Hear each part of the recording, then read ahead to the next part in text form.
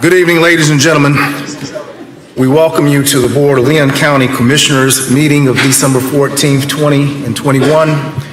This time, we will begin our meeting with our invocation by Pastor Wade Moran with the Emerge Church, to be followed by the Pledge of Allegiance from Commissioner Welch. Shall we rise?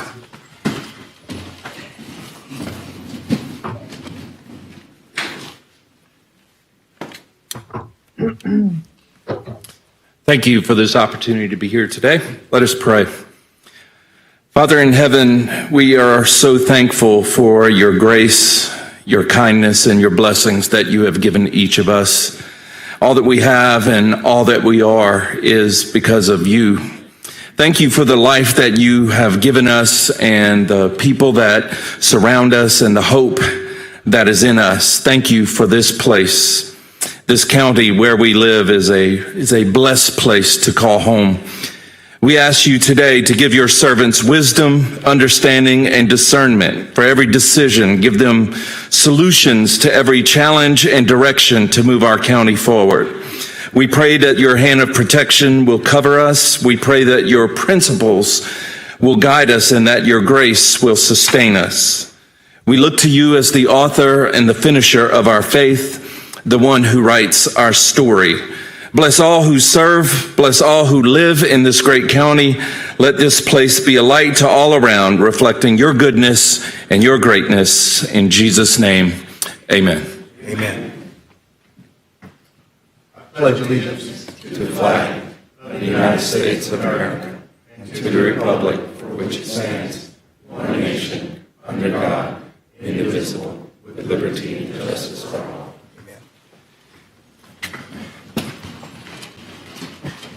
We thank you for your presence here in person. We thank those persons who are viewing and engaging this meeting by way of telecommunications.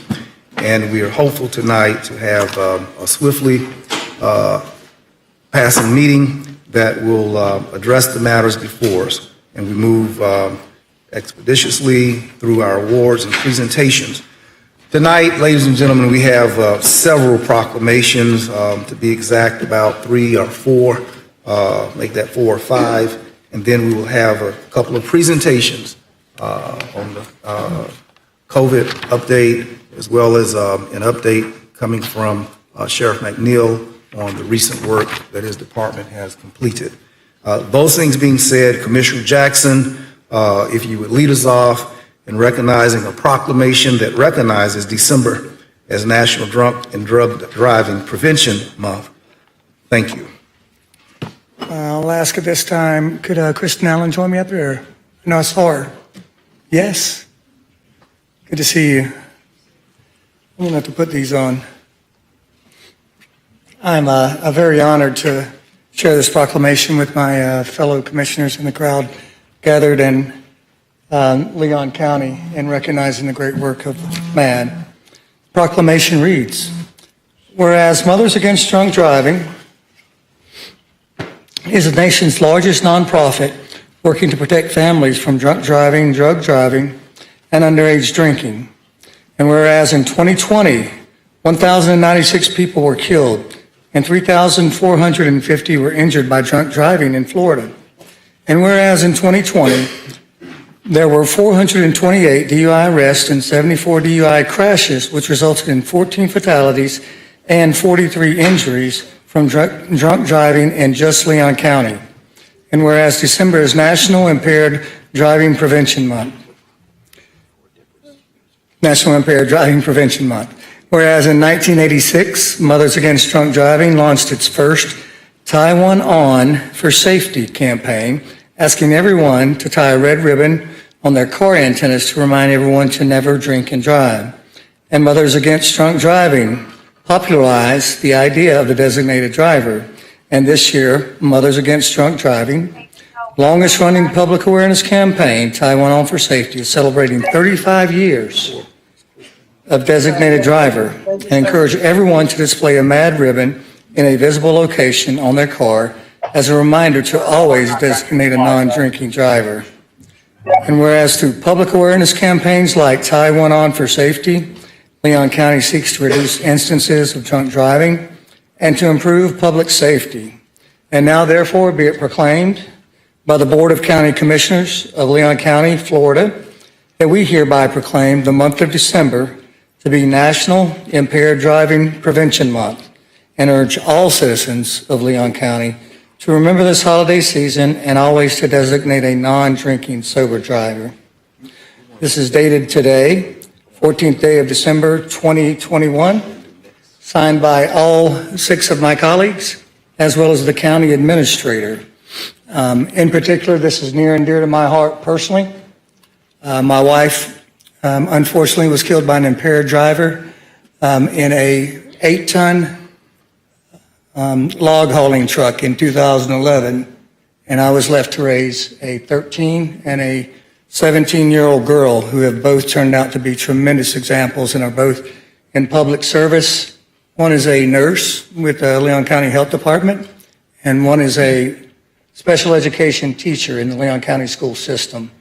I'm extremely proud of their efforts, and I'm extremely excited to say that MAD was with us every single step of the way during the trial process and even afterwards. So thank you so much, Kristen. I'd like you to say something.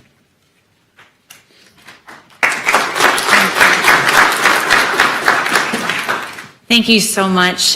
During this time, the holidays are a special season for families to get together. And unfortunately, there are families in Leon County and across the state and country that do not have their family members with them, and it's an empty seat at the table. I am beyond just honored that Leon County Commissioner Jackson was able to make this happen and to make sure that all citizens of Leon County be just cognizant that plan ahead, make sure that if you do go out drinking, that you are making plans ahead to get home safely. Everyone deserves to have that, and nobody wants that knock on the door. So I thank you so very much. I thank all of you for offering this proclamation at this time. Thank you. Amen. All right. Is there a photo op on this? Sure, we'd love to. Go ahead and open it up and show it off. All right.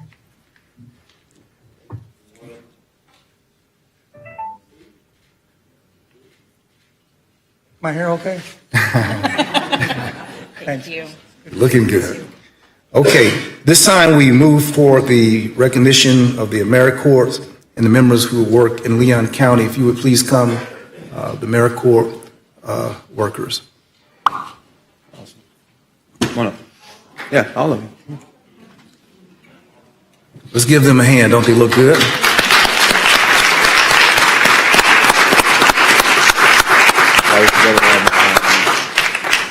Vice Chairman Maddox is going to recognize this group on behalf of our board.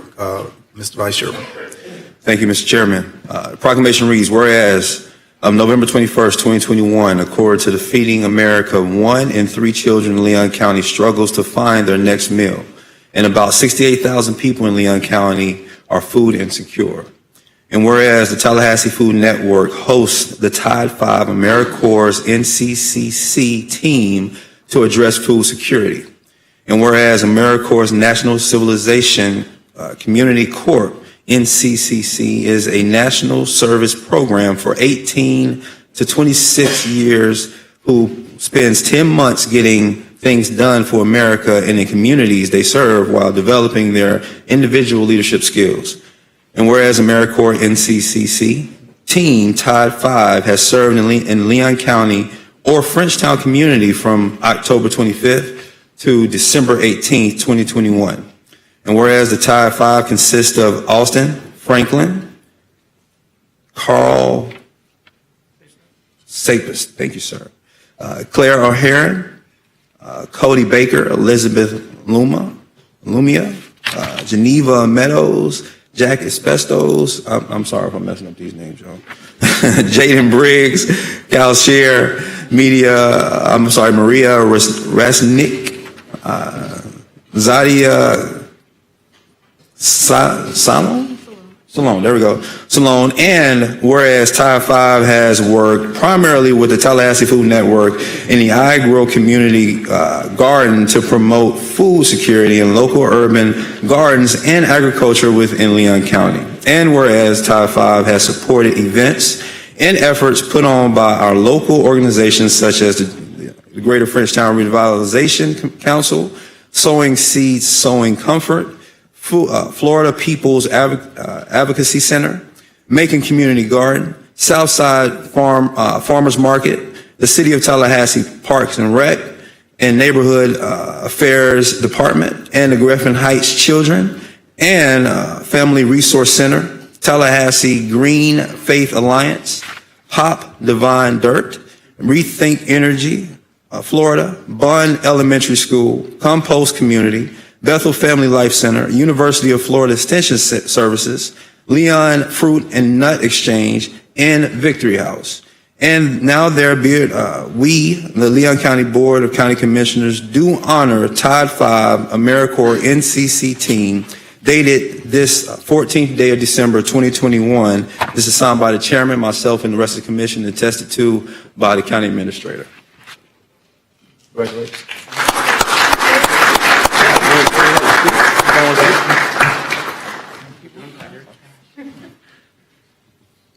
Hello, my name is Kyle Shear. I'm the team leader for Tide 5. I just want to express my gratitude to the Tallahassee Food Network and Miss Maisha Mitchell for giving us the opportunity to come to Frenchtown and experience the community that is there, giving us the opportunity to work with a number of excellent organizations, and giving us the chance to learn more about the history of the community, the ongoing culture that the area provides, and being able to improve our skills in a variety of areas. I'm only hoping that we gave as much to the community as we got from it. So thank you so much for the opportunity. He was invited. Okay. Yeah, y'all go up there. We're gonna take a picture.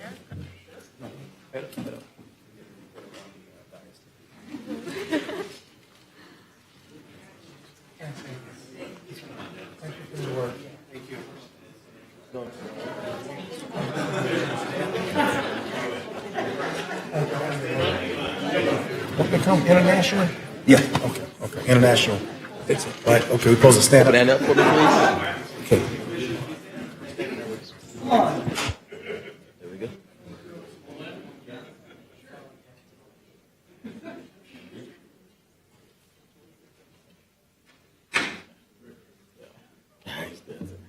I'll fix it. All right. On count of three. 1, 2. 1, 2. Thank you.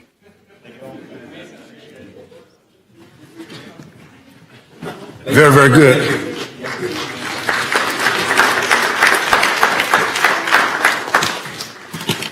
Commissioners, you all heard all of those big words that the vice chairman was enunciating. That's why we punted it to him. We ask now if members of the Perkins family will meet me at the desk.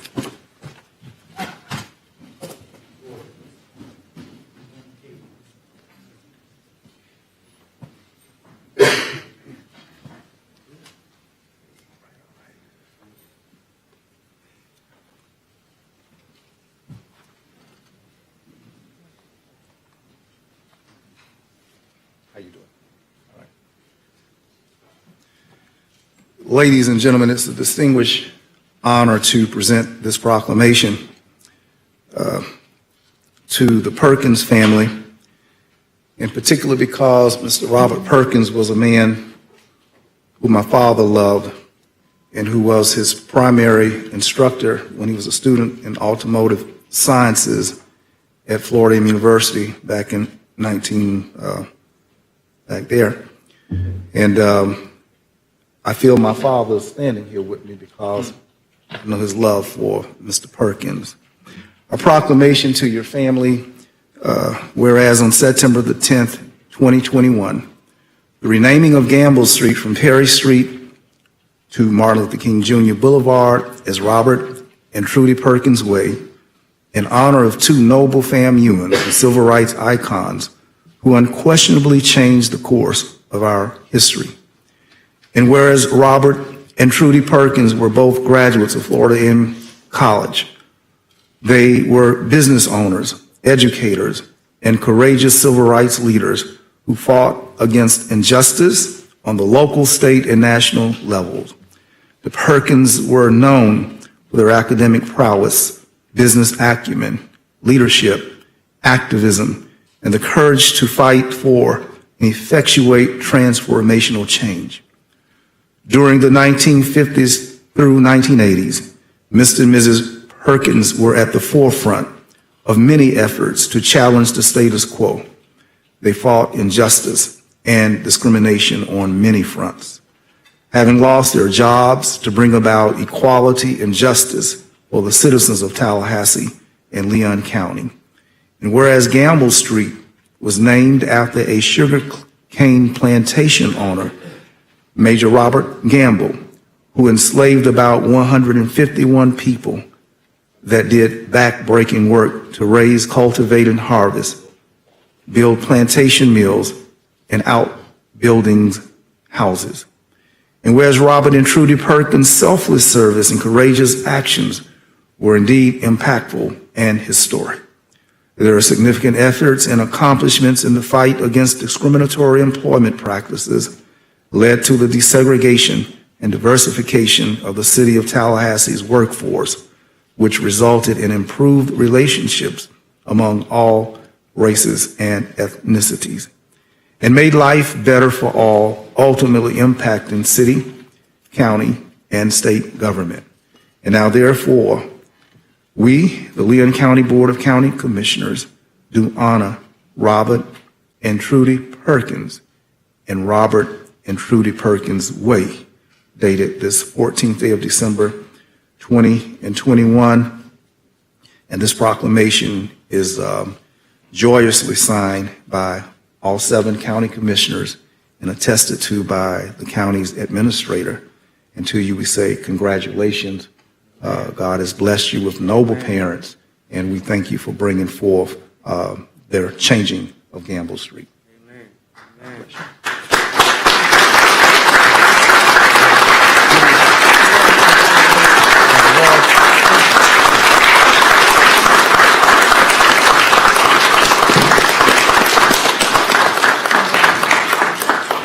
This time, we're going to ask if Brother Roy would say a word on behalf of their family. Grandson, I'm sorry. I don't have a lot. I just want to say thank you to the city and to the county for this day on behalf of the Perkins family. Thank you.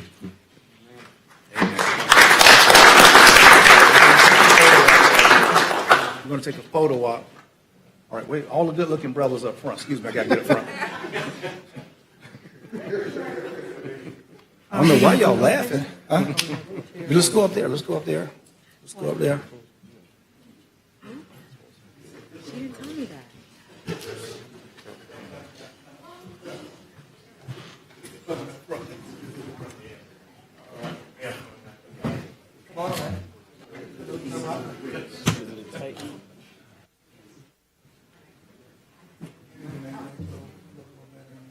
Where's the proclamation? Open it up.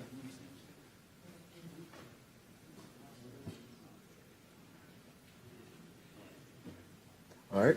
Trying to stand between these good-looking sisters, and I don't know why they. 1, 2. 1, 2. Thank you.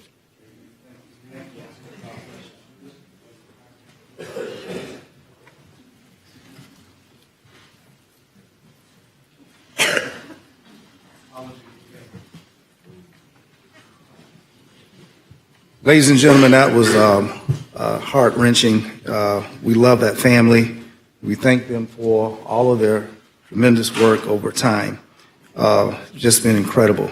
This time, we want to ask if Ms. Deborah Sears would please come forward, the Leon County Library Director. Ms. Sears? You look good, Ms. Sears. Thank you. All right. I'm going to ask if Vince Long would come down.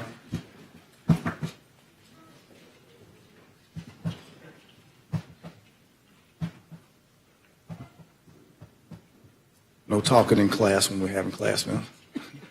All right, Ms. Sears, we are very, very honored today on behalf of the Board of County Commissioners for the years that you have served as our Director of Libraries here in this county.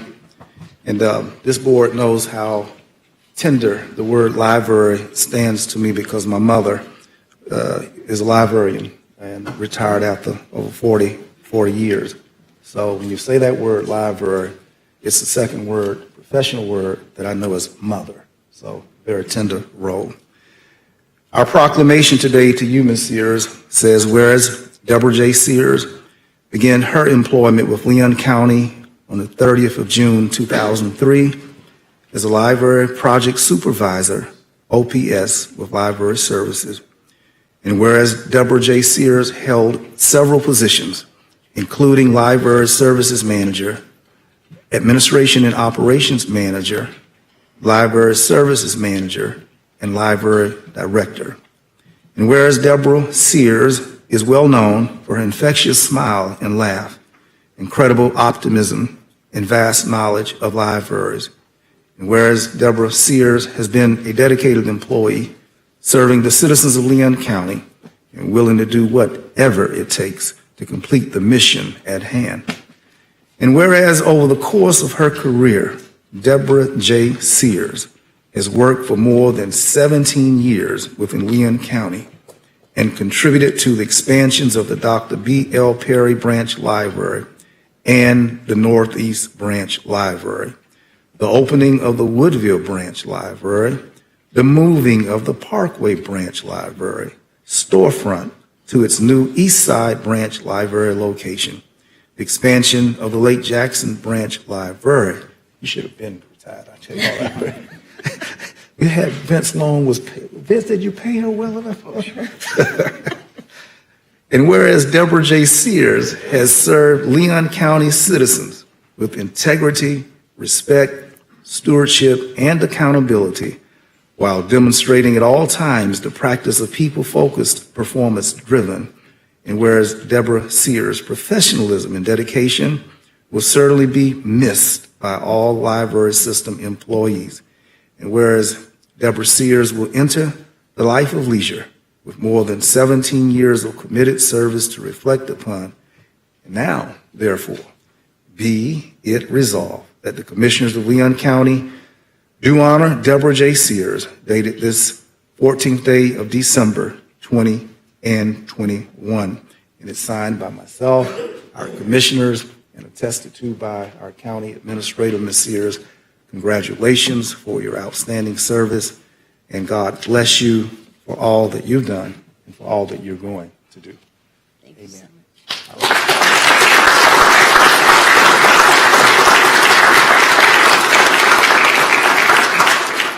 Thank you so much. This is a great honor. I do want to remind everybody, just in case you've forgotten, that lovely list of building projects, that is thanks to this county commission. This was excellent planning, and unlike all of the other counties in Florida during the Great Recession, Leon County was building libraries. We were not closing branches. We were not laying off staff. We were building. We were improving this library system. And that's on you, so thank you so much. That's a job well done. It has been an honor and a true joy for me to serve Leon County through our public library system. We have an amazing system. We have 7 beautiful buildings. Each one is different. Each one has its own flavor and its own little special treats. So if you haven't visited them all, please do. I would like to thank all of my colleagues in the other county departments. I'd like to thank county administration, Vince and Alan, Heather, Wanda, and many, many others. All of us work together. It's been a fantastic journey. Most of all, I'd like to thank the staff of the libraries, and they are amazing. And if you think of this challenge that we call COVID, throwing a wrench into things, you have never seen creativity like you've seen at the public library. These people not only pivoted, they came up with creative solutions so that we could continue to serve our public. They are that dedicated, and they do a fantastic job. I want to assure you the library's in good hands. Pamela Monroe, who's with me today, will be taking over, and you are in excellent hands. I will say that as good as we are right now, the best is yet to be. Thank you.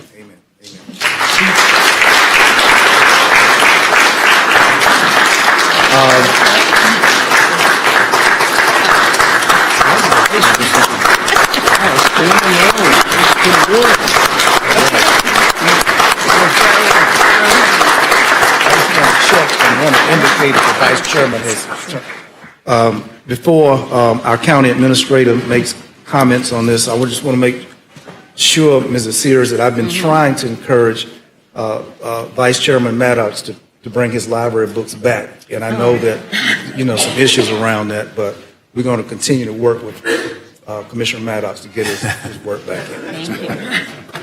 Deborah, on behalf of hundreds of county employees who couldn't be with us tonight, let me just say how much we're going to miss you. I mean, you all know this, commissioners. Deborah just personifies the Leon County Library System, and we just want to thank you.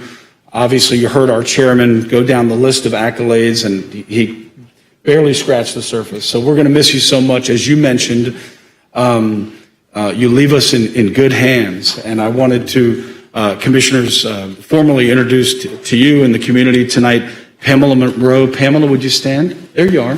Pamela, our new library director. And as I said, true to form, Deborah, in her last act, official act, as library director, has left us in great hands, and we owe you a debt of gratitude. We'll never forget you, and we really just appreciate everything. You made us all better here at the county, and thank you for your service. All right. Okay. Want to get this photo? All right. You want Vince to step out of this moment?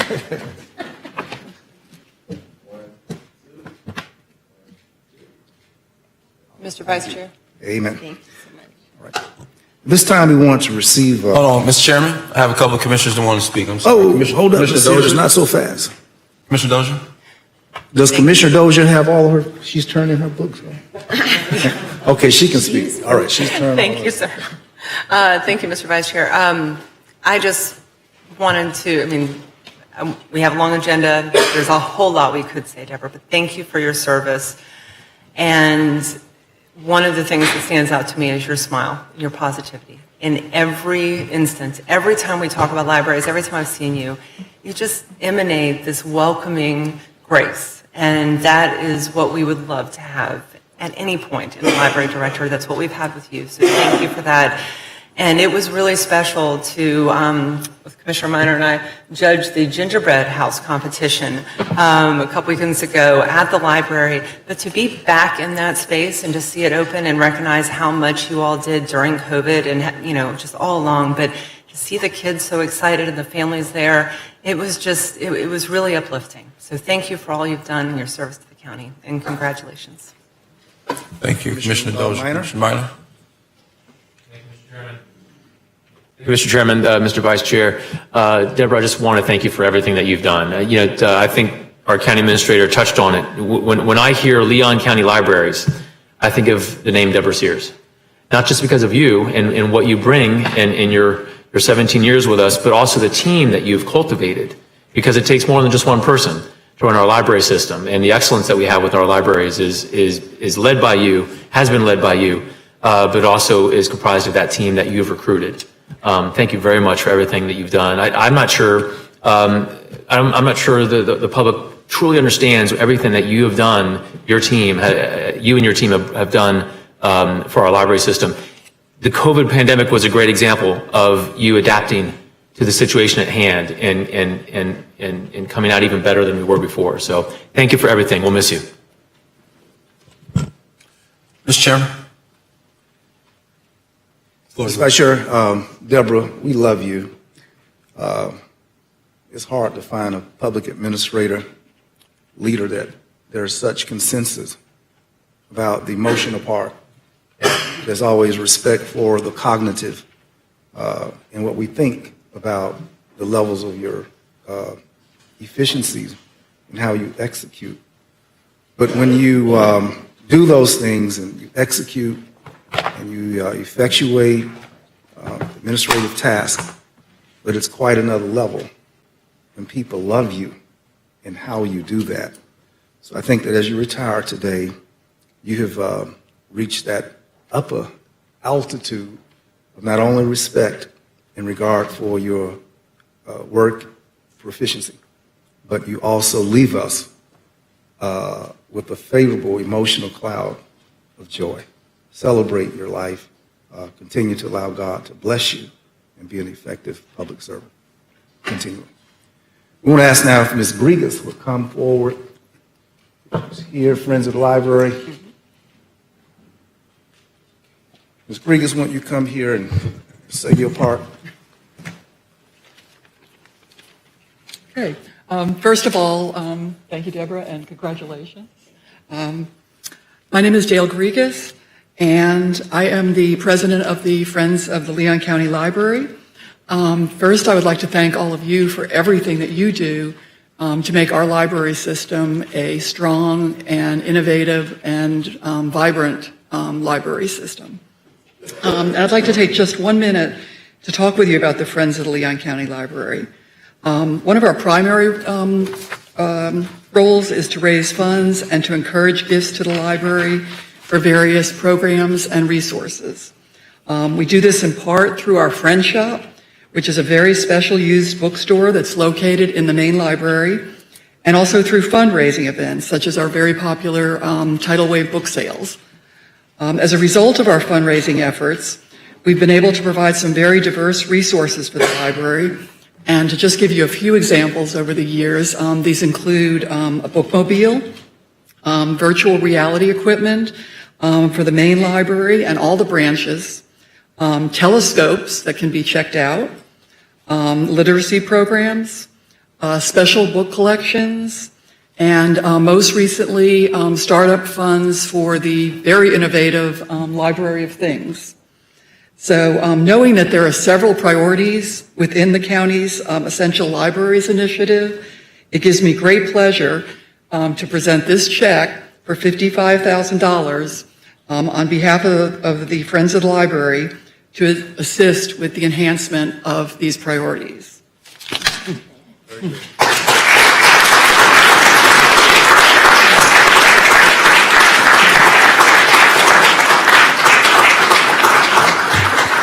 Are there other friends of the library who would like to stand in the photo or share in this moment? The Friends of the Library. She's here. All right.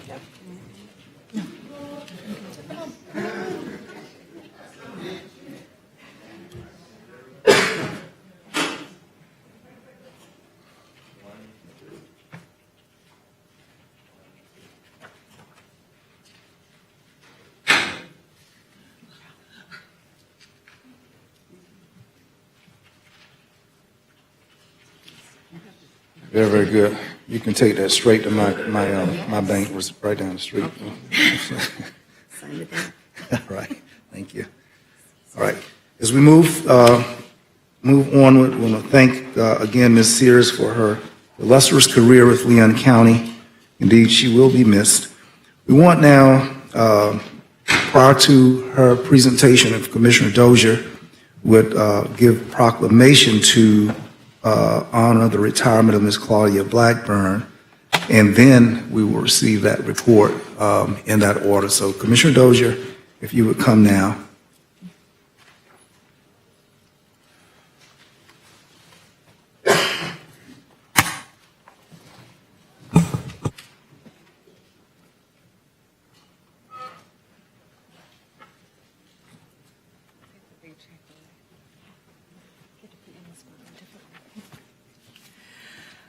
Thank you, Mr. Chair. You surprised me here. So I was going to say just after her last presentation on COVID, but I will say just before our Leon County Health Director's last presentation before this board on COVID, I'm going to read a proclamation in honor of her extremely well-deserved retirement.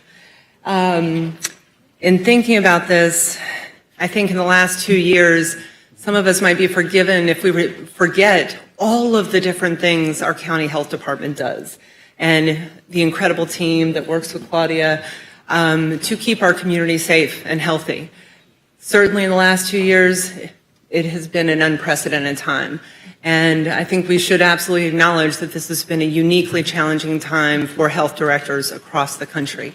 And they have been an invaluable service to all of us.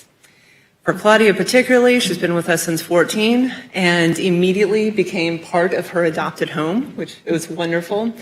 And we are going to miss you, but there's also a lot of joy here that you will be able to take a breath, enjoy your retirement, and as I said before, no one deserves it more.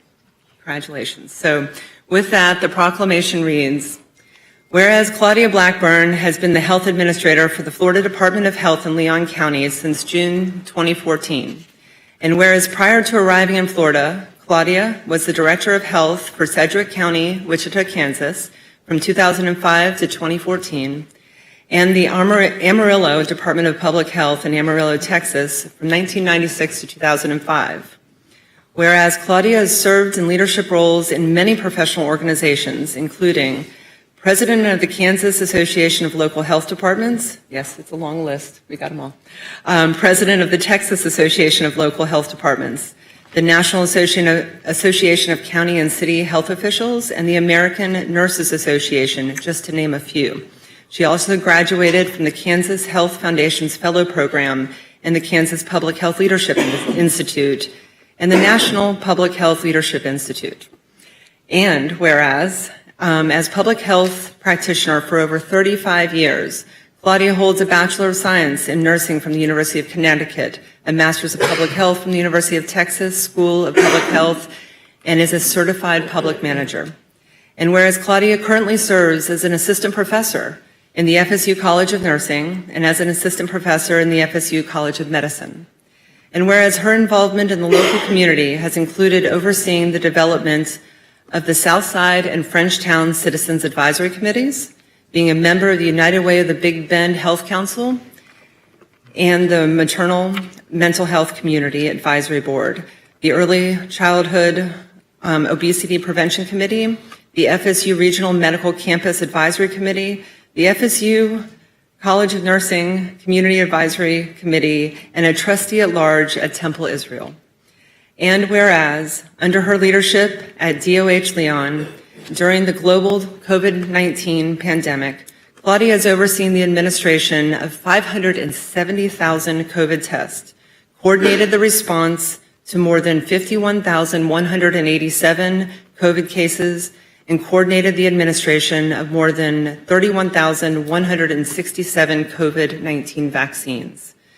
And whereas Claudia was featured in the August-September 2020 issue of Towsey Women's Magazine for the extraordinary efforts in her role in responding to and fighting the COVID pandemic in Leon County. Now therefore be it proclaimed by the Board of County Commissioners of Leon County, Florida, that today we honor and celebrate Claudia Blackburn for her continued devotion to the health and well-being of the citizens of Leon County. We wish her well as she is now able to spend time with her husband Frank, their children Samuel and May, and grandchildren Archer and Oliver, and as she pursues her love of meditation, kayaking, traveling, and cooking. Had to get that last bit in there because that's what you get to look forward to next. So again, I was going to do this after your presentation, Claudia, but by my count, I think you've presented to us, including today, 24 times in commission meetings. I may be a little off there, and 3 special meetings. So thank you on behalf of this board, and well done. Congratulations. Yes.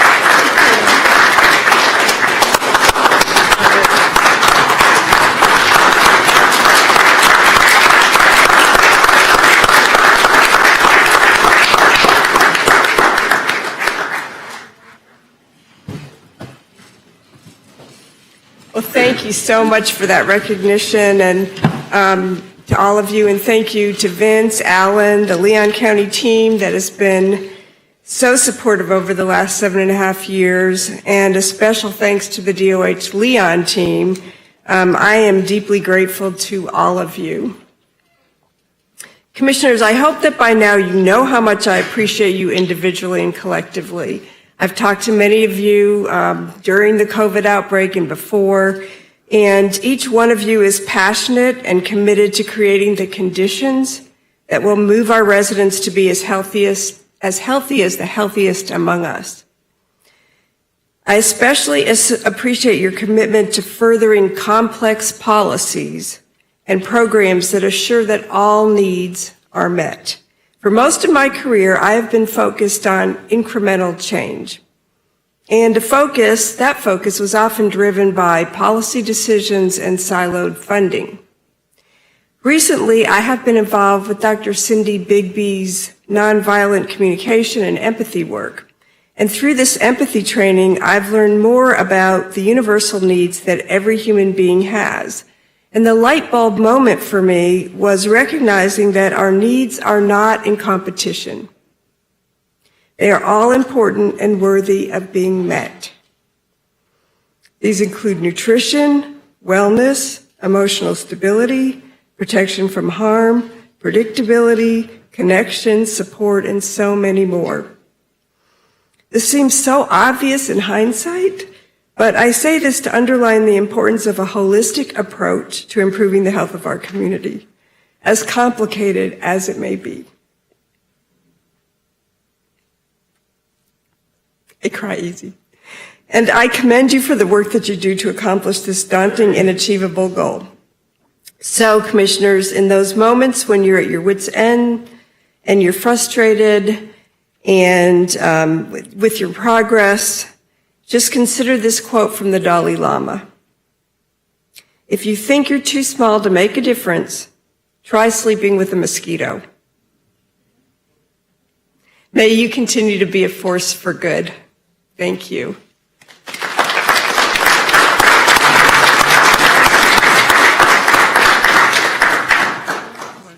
Commissioner Welch, would you like to offer comments? I would. Claudia, congratulations. I wanted I cry easily too. I have cried in this chamber. I just wanted to say thank you. I think probably everyone's going to echo this, but I think your legacy is going to be defined by the excellence with which you handled an unprecedented public health crisis, something that no one's seen in our lifetime. Just like teachers and law enforcement officers and public health professionals, doctors, nurses, people all across the front lines of this country stepped up, and you exemplify that. And I want to say thank you sincerely. It is folks every day grinding it out who helped get us to this point, and hopefully at some point we'll be able to put this thing behind us. But I'm sure we all have called you. I've called and bothered you and said, hey, where can I get a vaccine clinic, or when can I get a testing site or something? I got folks here or folks there, but I had to call you personally and go, hey, Claudia, I have COVID. My family has COVID. We're vaccinated. What do we do? And you handled all of those phone calls with a tremendous amount of grace and patience. And Lord knows you displayed patience working with us doing these coronavirus updates. So I just want to give you a sincere and hearty thank you and congratulations on a well-deserved time of peace in your life. And I hope you embrace it and enjoy it as much as you can. Thank you so much. Thank you. Thank you. Commissioner Jackson? Yeah, Commissioner Welch said many of the same things I said. I would call you, and I'm kind of big into data, so I would always call you with some numbers, and you would gently but kindly correct me that the numbers weren't quite accurate. But you were always a leader and at the forefront and unflinching, and many times walking a very fine line, a very tight rope between what's required for you at the health department and all of the health departments across our state, but also what's best for our citizens here. I think in the end, it was more than obvious that your passion, your courage, and your ability to share with us really difficult information in a way that was meaningful and productive made a difference. And it's the reason why our county has done so well, I believe, in immunization efforts as well as education efforts. I can't say enough about that. And gosh, let's see, 7.5 years. You've actually probably worked 20 years in the last 2.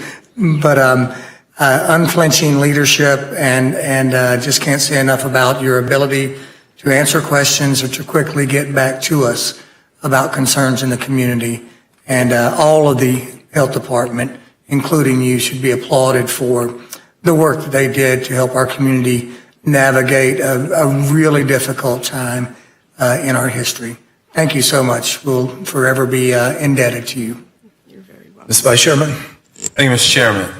Claudia, we go back to your first few days of being here. I think there's a picture in the paper that your eyes wide open, like people ask me all the time, what did you say to her? I didn't say anything. But I think that I think that leadership is best shown in the time of challenges. You took this job with challenges, frankly, from us. And we've challenged you to grow in this position all along the way. Even through COVID, there were times that we challenged you to get things done. And what I can say about you is that you always delivered. And I think that is the sign of an amazing leader. Sometimes those challenges weren't so nice. Sometimes there were hostile challenges. But even then, you did not push back. You still delivered. And I respect you for that. I appreciate you for that. And I think that's something that you can take along the way and say that you accomplished. I don't know what you've done in other places, but I know here that with every single challenge you were presented with, you produced and you came out victorious on the other side. And you have my everlasting respect for that. Because I don't think a leader can be a leader without being challenged every now and then. So take that with you. Enjoy your vacation, your long vacation from work. And know that I believe that your staff, and then also the staff that you built along the way is phenomenal. They presented to us. They've showed that they can lead as well. And I have the utmost confidence in them. So whoever comes behind you and takes the position, you have left them in a good to great type of situation where it's almost on autopilot. So proud of the work that you did. And again, thank you so much for being the leader that you were at the health department. Thank you. Commissioner Minor. Thank you, Mr. Vice Chair. Thank you, Mr. Chairman. Claudia, thank you for everything. I'm not going to reiterate what my colleagues have said. I agree with them 100%. The thing that really impressed me, in addition to what my colleagues have already outlined, is the number of stakeholders and community partners that had to coordinate with you and with each other to make it all happen. You know, the county, the city, the hospitals, the neighborhood resources, the universities, PPP providers. I mean, all of them had to coordinate around a central core of leadership, and you were a big part of that. I mean, from out of nothing, having to create an operation for testing, for contact tracing, for vaccinations, for masks, and then also disseminating correct, accurate information in a world that was thriving on misinformation, all while working for the state level Department of Health. So all of that, navigating through all those different agencies and different stakeholders, really was incredible to see. And the end result was, as I think Vice Chair Maddox said, you know, this community has weathered this terrible pandemic relatively well, in large part because of the community here, the stakeholders, but also in large part, Claudia, to you and your helm at the Florida Department of Health at Leon. So thank you for everything. You have made a lasting legacy here, and I believe you have saved lives. Thank you. Commissioner Cummings. Thank you, Mr. Chair. I won't reiterate what my fellow commissioners have echoed, Ms. Blackburn, as far as the accolades attributed to you. But however, I feel like I would be remiss if I didn't say something to you and just tell you congratulations on your retirement. One observation I'd just like to make, however, is that during the last year, there have been some very testy times here in Chambers. There were some heightened concerns with the escalation of the positivity rate with the coronavirus. There were some testy questions that were directed to you, but through it all, you maintained your poise, you maintained your professionalism, and above all, you demonstrated that the health, safety, and welfare of all the citizens of Leon County was your primary concern. So I just want to thank you for continuing to, throughout this whole process, for continuing to show the utmost concern and care for all the citizens here in Leon County. I certainly wish you the best in your retirement. It's very well deserved. And thank you very much. Even today, as you stand before us today, you're very stoic and you're just the epitome of professionalism. So we thank you very, very much for all of your service. Thank you. And we're all indebted to you, all the citizens, the commission, staff, administration. We're indebted to you for your leadership and for the service that you have provided in the healthcare area. So thank you again. Thank you. Very good. Administrator Long. Claudia, what can I say? Will you still accept my phone calls any time of the day or night? And if that was a yes, Of course. what about Alan's? Will you take his? Oh, well, he's my brother. Commissioners, it's hard to describe the role of the health department and the health department director and the county governments. It's clunky at best. And I've worked with health department directors over the years, and you've all said it. I mean, Claudia, over the last 7.5 years, has been just a part of our team. And there's been no jurisdictional lines that we've ever had to worry about, which, as you can imagine, dealing with what we've been dealing with over the past about 2 years, it's been critically important. And we've all seen what Claudia has done, but there's so much that few people have ever really seen. I can't begin to tell you the gravity of the decision making and the importance of that, and the weight of the decision making that Claudia had on her shoulders on a weekly and a daily and an hourly and sometimes a minute by minute standpoint during this challenging time that we've been through. And so, Claudia, just a big thank you from us, from our team. We're going to miss you, and congratulations on a very well-earned retirement. Thank you. Very good. Claudia, they saved the best for last, to make no mistake.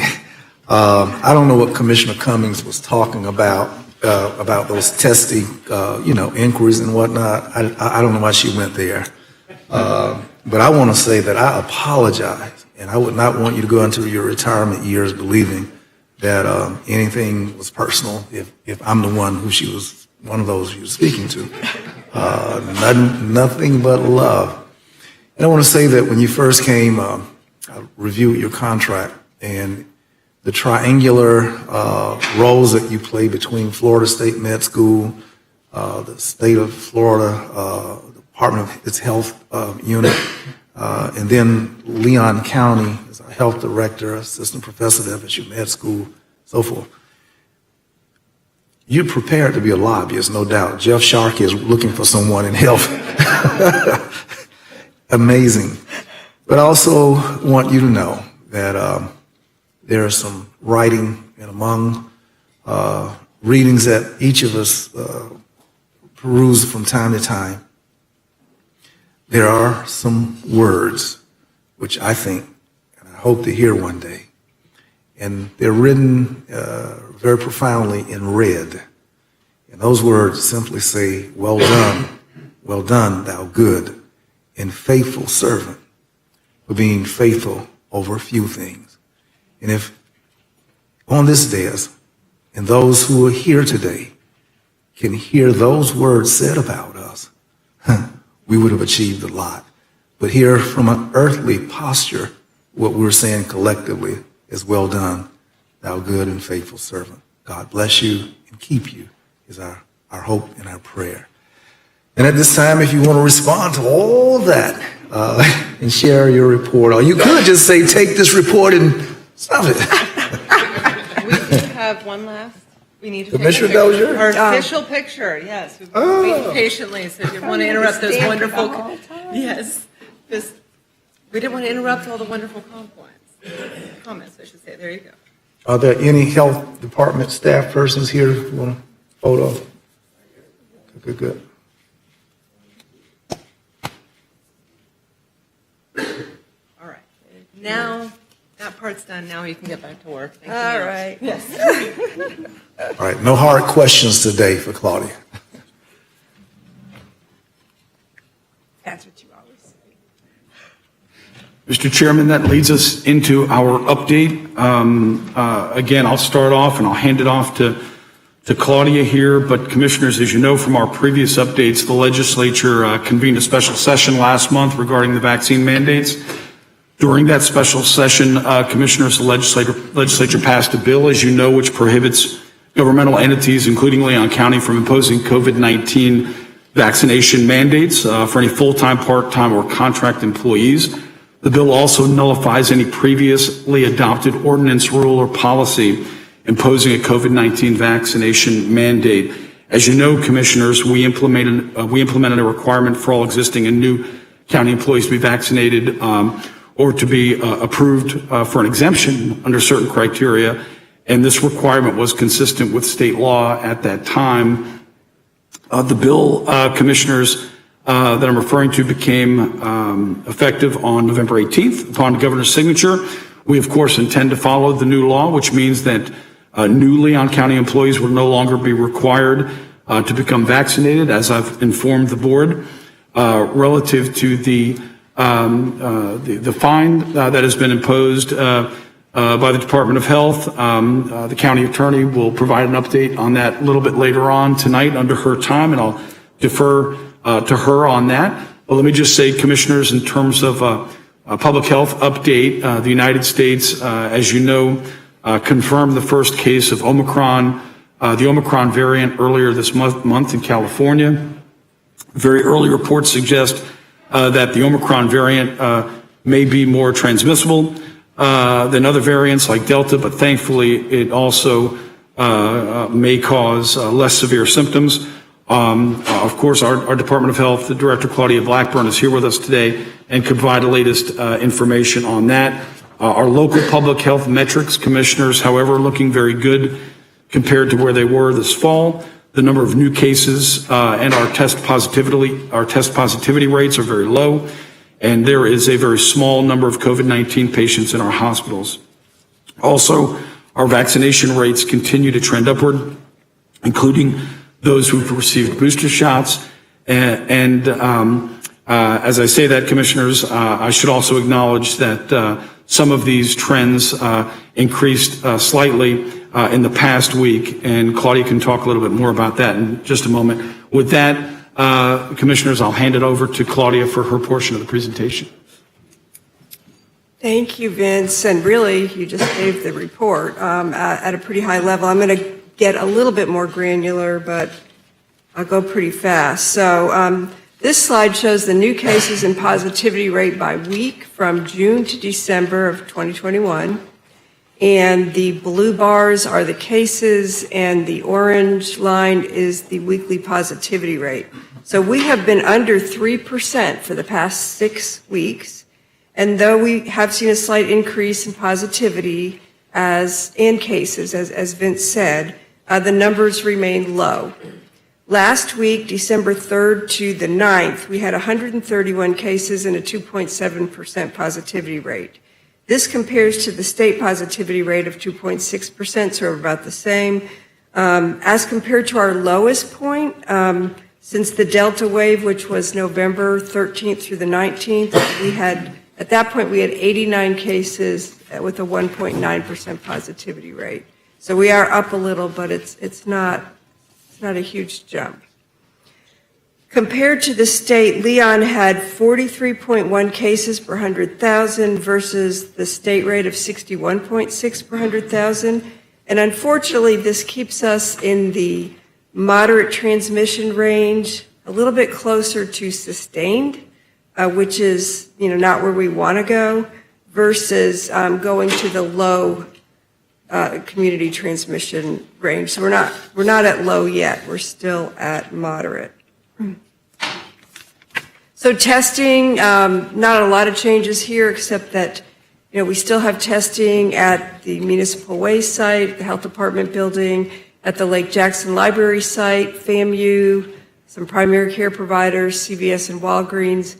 The first 3 sites are all free, and they generally run from 7 a.m. to 7 p.m., at least the first 2 do, 7 days a week. But during the holidays, they will shorten their hours on Christmas Eve and New Year's Eve, and then be closed on Christmas and New Year's.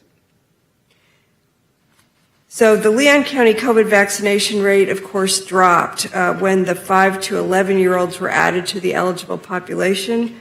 But at 59%, we're almost back up to where we were in October, which was 61%. So the eligible population is getting vaccinated. We are not as high as the state, but we're making some progress. And I think Vince pretty well talked about Omicron. The CDC is really the lead agency on this, and so we're following their lead and taking our cues from them. As Vince said, it seems to be more transmissible than Delta. It's possible that it is less severe, and there is evidence that the vaccine will help to prevent severe illness and hospitalizations and deaths. And so it's really important that people get vaccinated. And it's even more important because the monoclonal antibody treatment that we rely on now may not be as effective against infection with Omicron. So we really urge people to get vaccinated. That is, the best line of defense. Also, the CDC county data, and I talk about this, I shared with you the Florida Department of Health data, but I know that many of you follow the CDC data, and that's what the county uses for their metrics, so I'm going to talk just briefly about that. This is on the CDC website with a slightly different time frame. So the case numbers are about the same, 126 in the last 7 days, and then less than 10 deaths in the last 7 days, so that number is not shown. And the county total COVID-related new hospital admissions has been 11 over the last 7 days, with 1.32% of the hospital beds being used for COVID, so that's very low. I'm not going to go over this chart, but let me just say that this is a slide that talks about the recommendations for boosters for all of the different vaccines. So anyone age 16 and older can get a booster shot. One thing I'm finding when I talk to people who've had J&J, because they got the one and done in their minds, that they don't realize that they should have a booster 2 months after their shot, their initial primary dose. And they don't have to get a J&J, they can get any of the kinds of vaccines. And that's true for anyone. You can get whatever you want for your booster.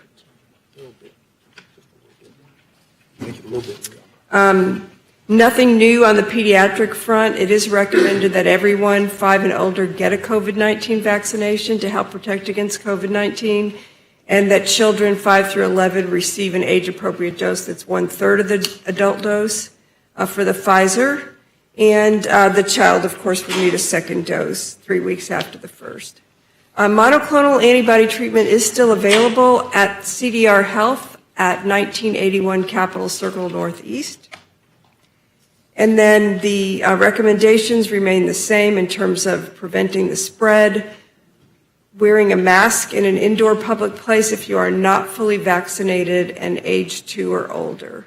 And then, of course, social distancing and hand washing are still good practices and also help to prevent the flu. So that is my report, and I thank you very much. And I'll be watching these in a much more reclined position in the future. I just thank you all so much, and I'm sure I'll see you again.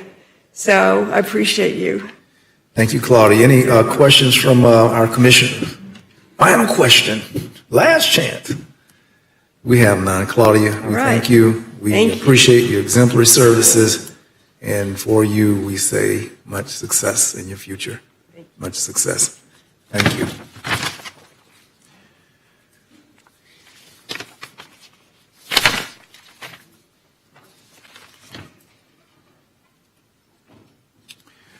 Okay, Commissioners,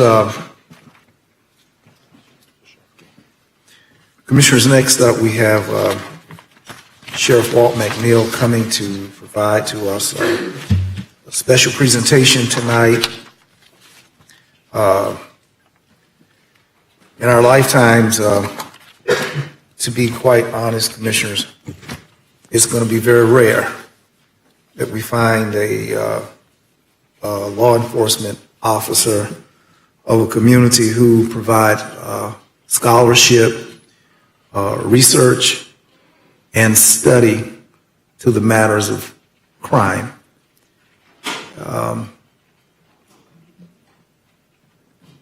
I can't remember, can't ever recall an elected nor non-elected police officer or sheriff. I know Andy didn't, in Mayberry, produce scholarship of the quality and the time period. I am fascinated. I invite your attention today to stunning findings. And I said last week, Commissioners, that this report overlaps things that we heard at the NAACP town hall and comments which we heard at the IA meeting from citizens. And it's so wonderful that we have a scholarly endeavor to explicate findings, recommendations for our consideration as we're dealing with a number of things, not only crime. So before this sheriff says anything, I want to compliment, commend, and congratulate you, Sheriff McNeil. I'm one of those nerdy types. I like a great, well-documented research piece. I'm an instructor. I like that, you know. And today, for what you've presented to our community, for those of you who have not seen this report, the anatomy of a homicide is well worth your looking into. And I think, and I don't know if there's a literary award, Pulitzer or anything like that for this kind of work, but Sheriff, thank you for what you've done. Let us give a listen to our sheriff, and as he presents in his way, the anatomy of a homicide. Thank you, Mr. Chairman, and to the commissioners, thank you all for allowing us to be here today. With me is my staff, the members of our team that put this together. Sarah Bardot is our research and planner, and she's the one that actually orchestrated and put all those things together for us, and our assistant sheriff for administration, and our assistant sheriff, Ron Cave, and our assistant sheriff for law enforcement, Agatha Gilmore, who was back here from Lake City. We are excited about the opportunity to present this to you, and she will come up in just a minute and go through the document itself. That is Sarah Bardot. But I'd be remiss if I did not make comment relative to Claudia's retirement. Claudia, I think you notice, and perhaps the commissioners know as well, that our detention facility was one of the few in this state and across the nation that did not have the carnage, if you will, with respect to COVID-19 inundating prisons and jails because of Claudia. We listened to Claudia's direction about how to fortify ourselves, what processes we should take, and to her benefit and to my staff's benefit. We did not have, and you did not have, because that detention facility is as much yours as mine. So Claudia, thank you and your staff for all you did for us. As it relates to the issue that brings us here tonight, the anatomy of a homicide. We have, for the last 6 years or so, been trying to figure out how can we stop the violence in our community. And obviously, without the data, you can't really plan for and anticipate how you fix a problem. And so my staff, under some direction, dug into this issue, and we think we have what we would like to present to you as an ask. At the end of Sarah Bardot's presentation, I'll come back to the podium after you've seen what we've done and how we've done that. And I have an ask because I believe, as you may recall, we talked in the sheriff's office about All In, that our platform for bringing about change in the criminal justice processes of our community, it would require all of this community being engaged in trying to address these problems. And at the end of Sarah's presentation, I'll come back and tell you what I believe that ask is for this commission as well as our community. Sarah.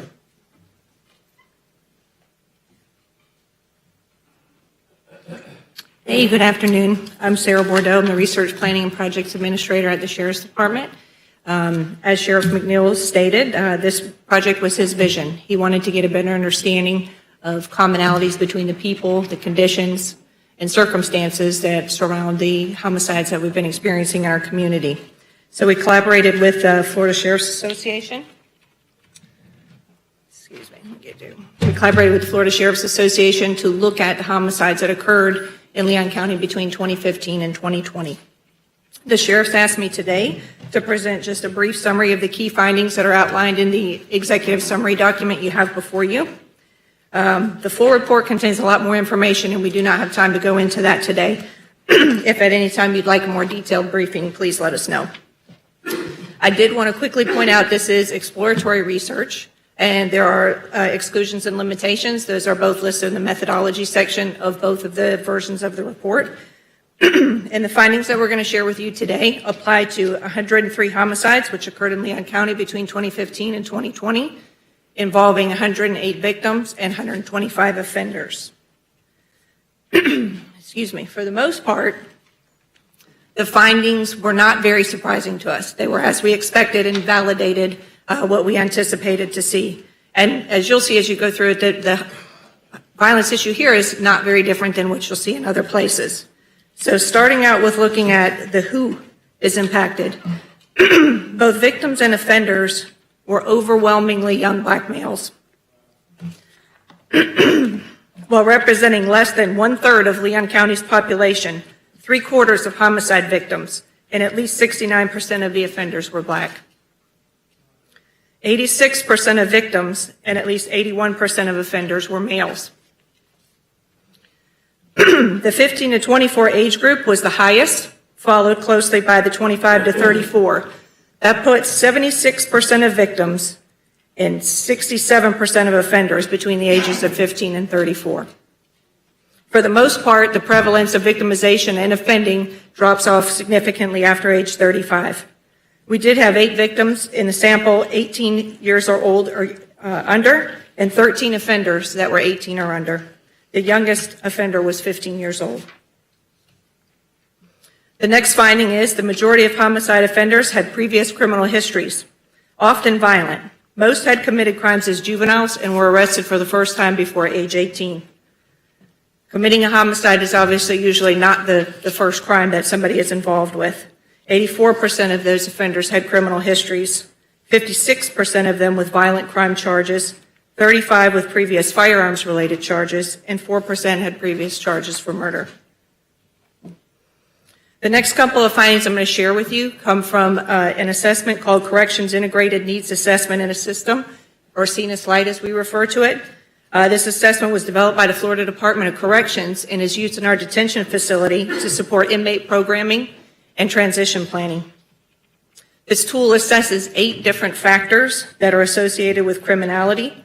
And of the offenders that were in the sample, 56 of them were within the Leon County Detention Facility at the time of the study. This is a voluntary participation assessment, and 46 of them agreed to participate, and we had a single case manager administer all of those assessments. When asked about their criminal histories, half of the offenders indicated they had committed the first crime before the age of 12. 67 were 18 years or younger at the time of the first arrest.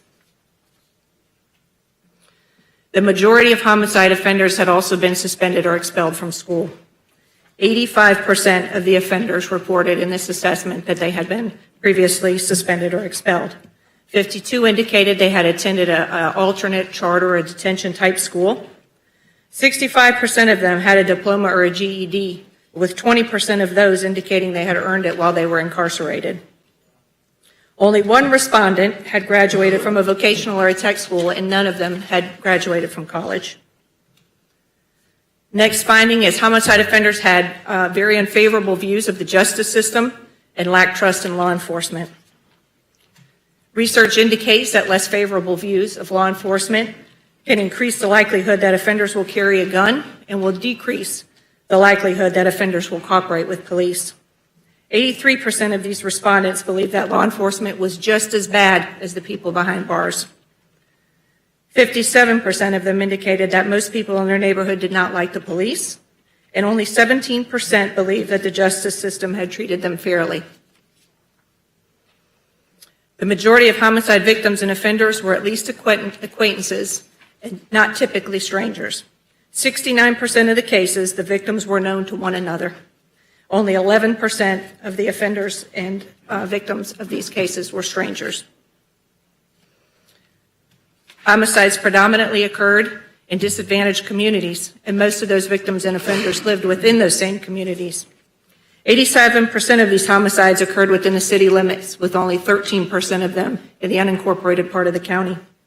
32304 was the zip code with the highest number of homicides, and as you know, that's also the zip code that has the lowest median income, lowest owner-occupied housing rates, highest percent of unemployment, and highest percent of poverty rate, people living below the poverty level. Combined, the zip codes of 32304, 32301, 32310, 32303, and 32305 account for 57% of Leon County's population, but 91% of the homicides occurred within those 5 zip codes. Of the remaining 5 residential zip codes, only 8.7% of homicides occurred within those areas. In regards to victim and offenders' residences, 24% of victims and 12.3% of the known offenders resided in 32304 at the time of the homicide. We had 18 offenders and 8 victims that were not Leon County residents. In regards to neighborhoods, the Griffin Heights and Frenchtown neighborhoods had the highest density of homicides per square mile. This was followed by South City, Bond, and Providence. I just wanted to note that this mapping style only accounts for homicides that actually occurred within the neighborhood boundaries, so one that occurred just outside that area might not be counted within there. The next is the majority of homicides were committed with firearms, which in many cases are not legally owned. 76% of the homicides within the sample were committed with a firearm. And we're reviewing their charges in JIS. 35% of the offenders had a subsequent illegal possession of a firearm charge that was assessed at the time of the homicide. Many homicides are committed in the commission of another crime. 33% of these within the sample were committed in conjunction with another crime. Robbery and drug deals were the most frequent. As far as additional motives, arguments and drugs were some of the primary factors that were at the top of the list. So I've shared only a few findings with you today. There's a lot more in the full report, and I would suggest perhaps if you take a look at the CNIS results, those were very valuable and insightful to us because they gave us a little bit more than just the basic demographics of the case. That data includes domains of education, employment, family, wellness, substance abuse, criminal thinking, criminal associates, and social awareness, and also assesses the ACE score. That information can be found in the full version of the report on pages 36 to 58. So this project was intended to be a first step, and what we've realized is this is not a problem that can be solved by law enforcement alone. Claudia was just talking about that holistic approach, and a lot of the research that we saw that applies there as well. With that in mind, we've presented recommendations in 4 broad categories, which are listed on the screen here, and today we're going to just talk to you about the first 2. The first thing we feel we need to do is fully define and understand this problem. Additional research is needed. We've got a lot of good information in here, but there's a lot of things that we still don't know. The focus of this project was homicides, but the number of non-fatal shootings and attempted homicides are far greater. So looking also at those would give us a better understanding of the problem overall. We're also working to improve our data collection and analysis capabilities and need to begin reviewing the most recent incidents. This is a complex problem, and there's an overwhelming number of issues that need to be addressed, but we have to look at the violence first. In order to do that, we need to develop a coordinated and comprehensive plan. In the full report, we've included a summary of evidence-based practices and some different initiatives and programs being used in other cities and states. One common theme we recognized was that the efforts need to be focused and well-coordinated. Multidimensional approaches that balance prevention and enforcement were typically the ones that were the most successful. As you know, the life cycle of a homicide spans a multitude of stakeholders. Currently, we don't have that central point of coordination whose main priority is to lead the effort on reducing these killings. Without central coordination and focus, our efforts are going to remain fragmented. We believe the next step is to unify efforts under a comprehensive and focused plan. In order to do that, we need to identify all the key stakeholders and designate a group to lead this effort. And with that, Sheriff, if there's anything else you'd like me to cover, I'll proceed. If not, I'll defer to you. Thank you, sir.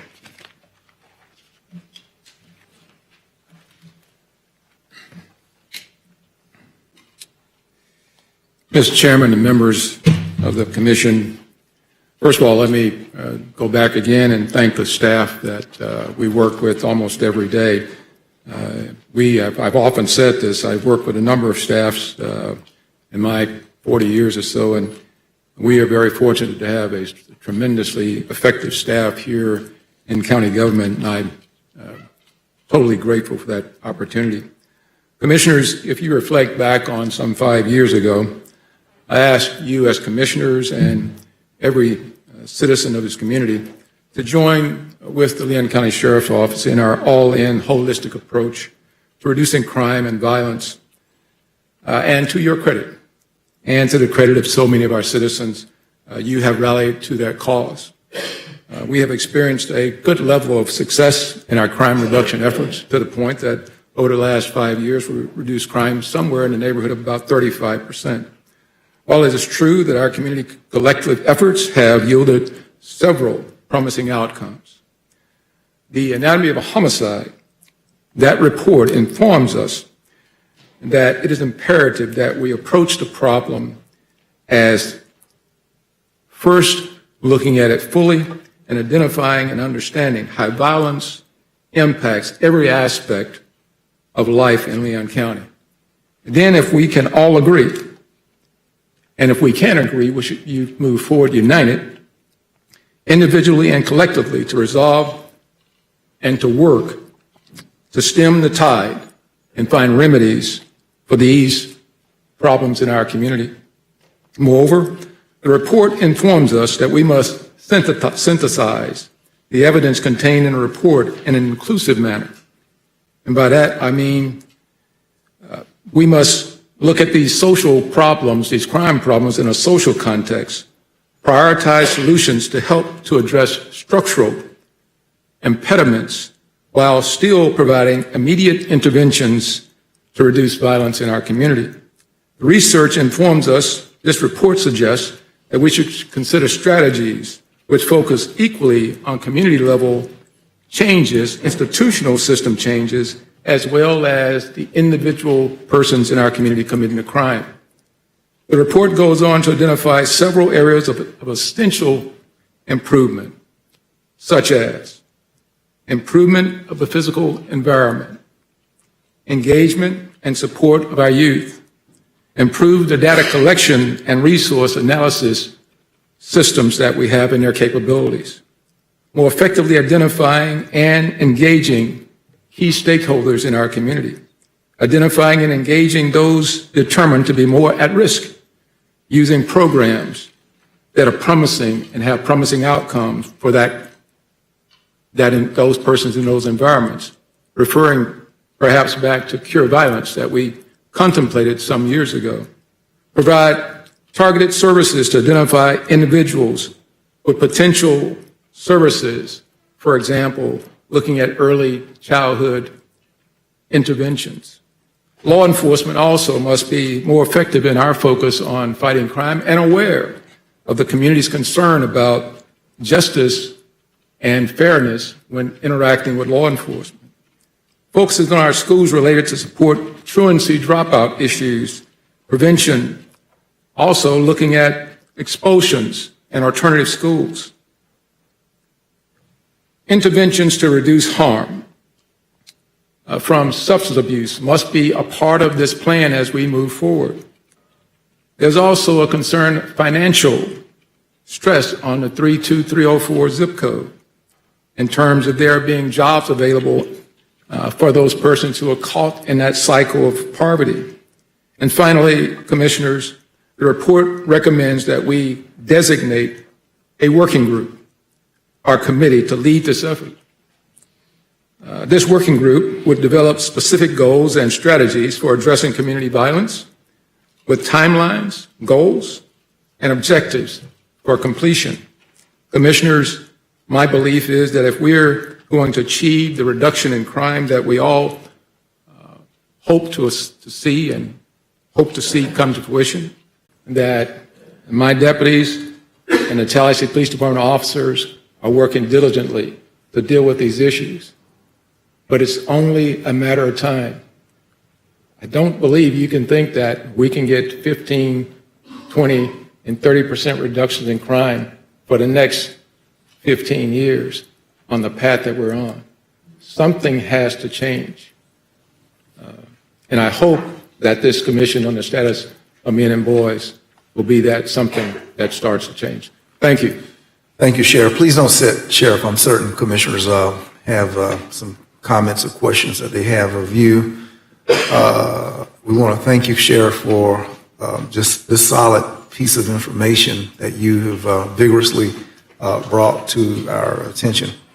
I want to say really quickly, before recognizing our Vice Chairman, that many law enforcement officers, their modus operandi to handle crime is simply to lock them up and throw away the key.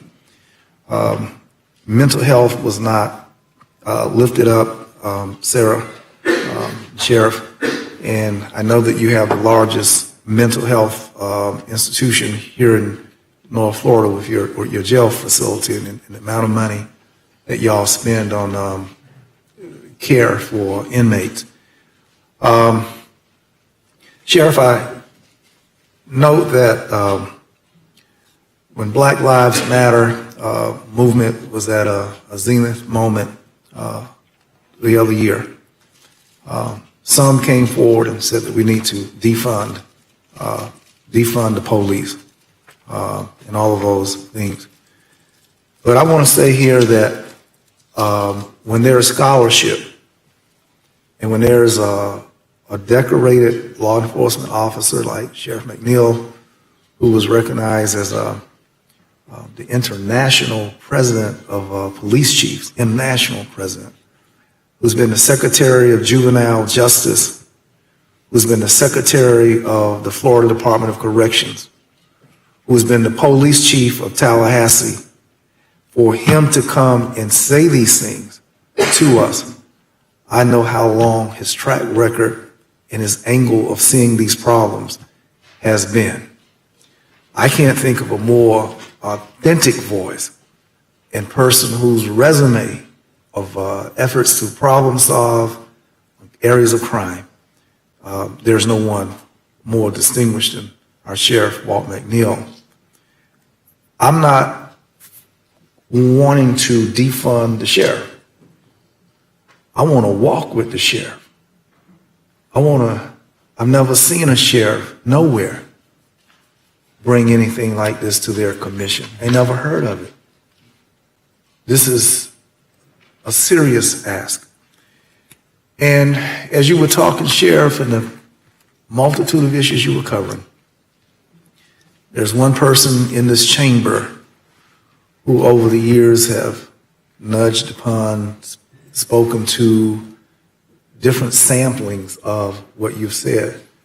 And that's Mr. Stanley Sims, who multiple times, in multiple ways, the shadow of his voice echoes in a lot of what has been said. He done said some stuff but he's also said things which very much echo what we've heard. Commissioners, the sheriff has asked our consideration for a counterpart to the Commission on Women and Girls, and he's offered into our thought patterns here that we would also, with information on the front end, that we would consider walking with him, lock hands, and do something positive. I want to recognize each commissioner. I want to start with the vice chair and go around the dais to such very important. Secondly and finally, before we punt the ball, Sheriff, I don't know if y'all looked at the findings of the 32304 summary findings that we had in 2019. But I think that you have to pair that data and pair it with this data and synthesize those findings to have movement and not to leave anything out. So there's room at the table for tweaking, and I heard Ms. Sarah suggest that additional research, you said additional research is needed, and I don't want to leave that wagon load just sitting there. I like for it to be integrated and considered as well. Vice Chairman Maddox, and we're going around the dais all the way around to Commissioner Minor. Thank you, Mr. Chair. Mr. Sheriff, I don't think in my years of being a county commissioner, my years of living as a young man, I've seen anyone innovate the way we go about law enforcement the way you have since you've been our sheriff. We look at the things that you've done with even changing the name of our detention center. Changing the name changes the meaning and the programs that you've implemented there. We look at the All-In initiative that you started and the way it's brought a community together to address the issues that you're speaking about. And then you come to the table with a report like you've come to the table with today, which I would imagine you spent your funds as sheriff to produce. Again, I don't think there's anyone I've seen in my life, and I challenge anyone up here to say that there's anyone they've seen be more innovative about tackling the problems that we have in our community when it comes to crime. I commend you for that. When I was reading through the report, I thought about a conversation that we had, that you and I had, and we talked about the Commission on the Status of Black Men and Boys. And I fully expected to have that conversation today. But listening to your request for just men and boys with a focus on this report, I think it accomplishes two things. I think one, it brings the holistic man into it, whether race, creed, social status, financial status, it brings that all together to create an inclusive experience for that commission council. But two, I think because you're focusing on report, you can't deny or get around the percentages of black men and boys that are affected by violent crime. So if this committee is focused on that report, regardless of it's on men and boys, black men and boys, or whatever, I think the report informs the committee on what to work on. The research was impressive. It was Leon County staff-like. It's the excellence that we've come to expect from any report that comes from our staff and our county administrator. Absolutely amazing research and information for us to consider.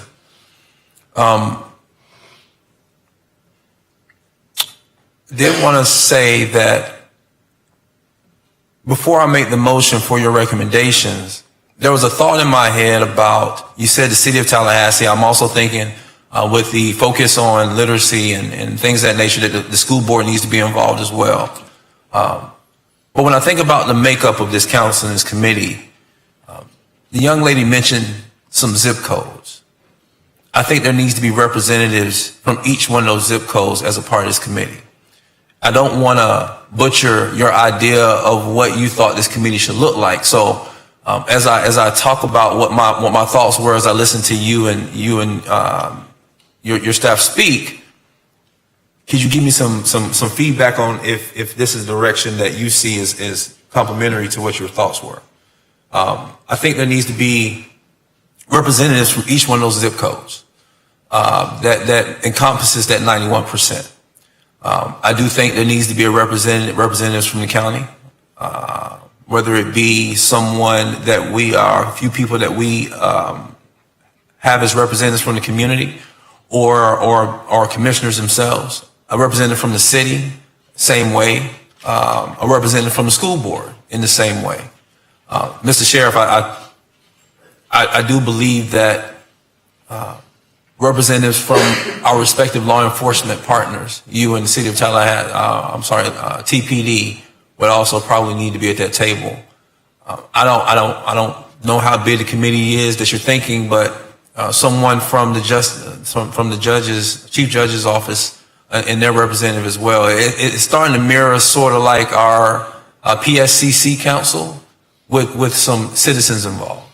I do believe that you're right in your focus on the report that you produce, and a report like this in partnership with your office probably does need to be produced every 3 to 5 years. Again, very impressive.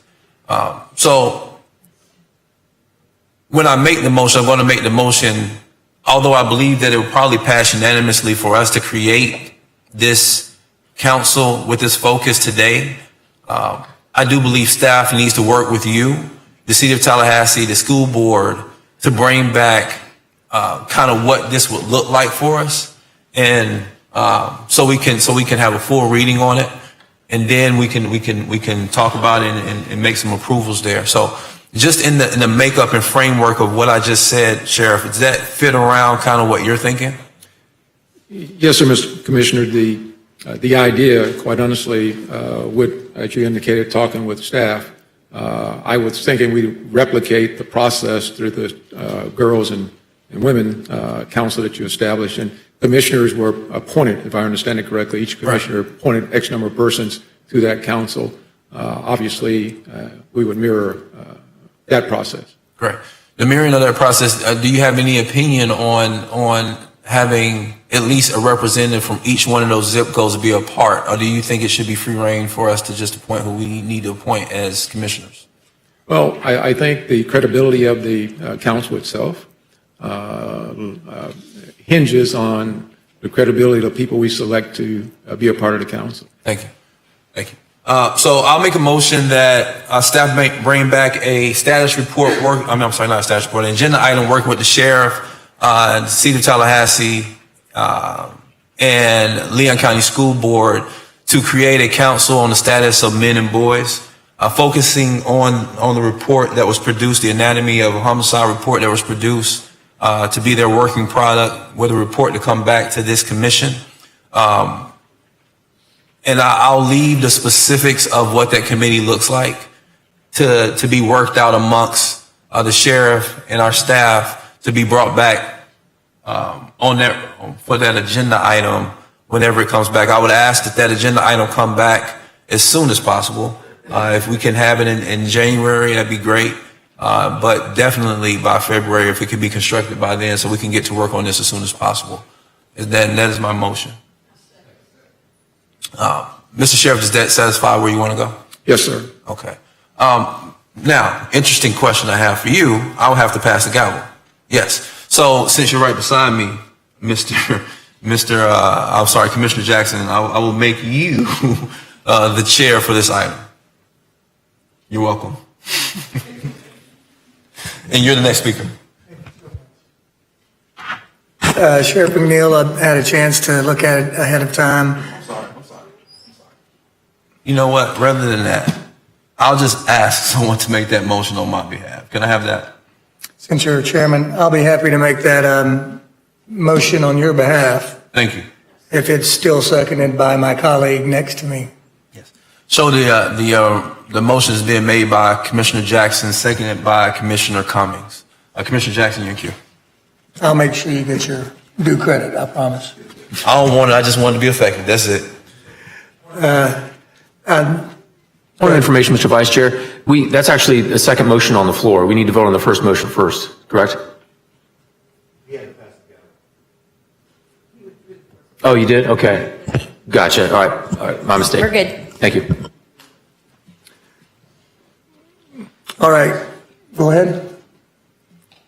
Sheriff McNeil, I had a chance to look at it beforehand, but I think the executive summary itself, the smaller document, really highlights the points that I wanted to bring up. Probably the most important thing is that 85% of those offenders had been suspended or expelled from the public school system previously. That means there has been some pretty intensive interaction with school administration, counselors, probably law enforcement, obviously. And many times, you know, that as a last resort, students are expelled or suspended from school. That should be, with 85% of those being the offender, should be kind of a red beacon for where our resources should be. We talk about the Children's Services Council, and we talk about offering things in the school system, but yet in the last almost 2 years since COVID kind of interrupted all of our lives, the number of risk reports, the number of school safety reports, and you know this obviously by communicating with our local school board, has quadrupled and in some cases is 10 times the number for juvenile law notifications that we receive. In other words, if a child is a student in a Leon County school, the administration of that school is contacted through either your department or the Tallahassee Police Department so that we can be able to handle with care is the actual title that we've given those programs and initiatives. The early intervention piece is very obvious when you look at that. That these students or these young people are getting involved in the judicial system much too early, and our interventions are occurring much too late. The cost at the end of the intervention is probably 100 times more than the cost it would take for us to intervene. It doesn't mean that all intervention programs work, and it doesn't mean that everything that we do either as a school system, civic groups, ministry, whoever, whatever programs that we decide to go with. It is a matter of people caring enough to become involved. Many of these families are struggling, like we talked about, socioeconomic differences. It's very clear the line of demarcation. When you look at the maps and the dots that are on there, and Meridian Road and East, it becomes very infrequent, and Meridian Road and South and West it's amazing the differences.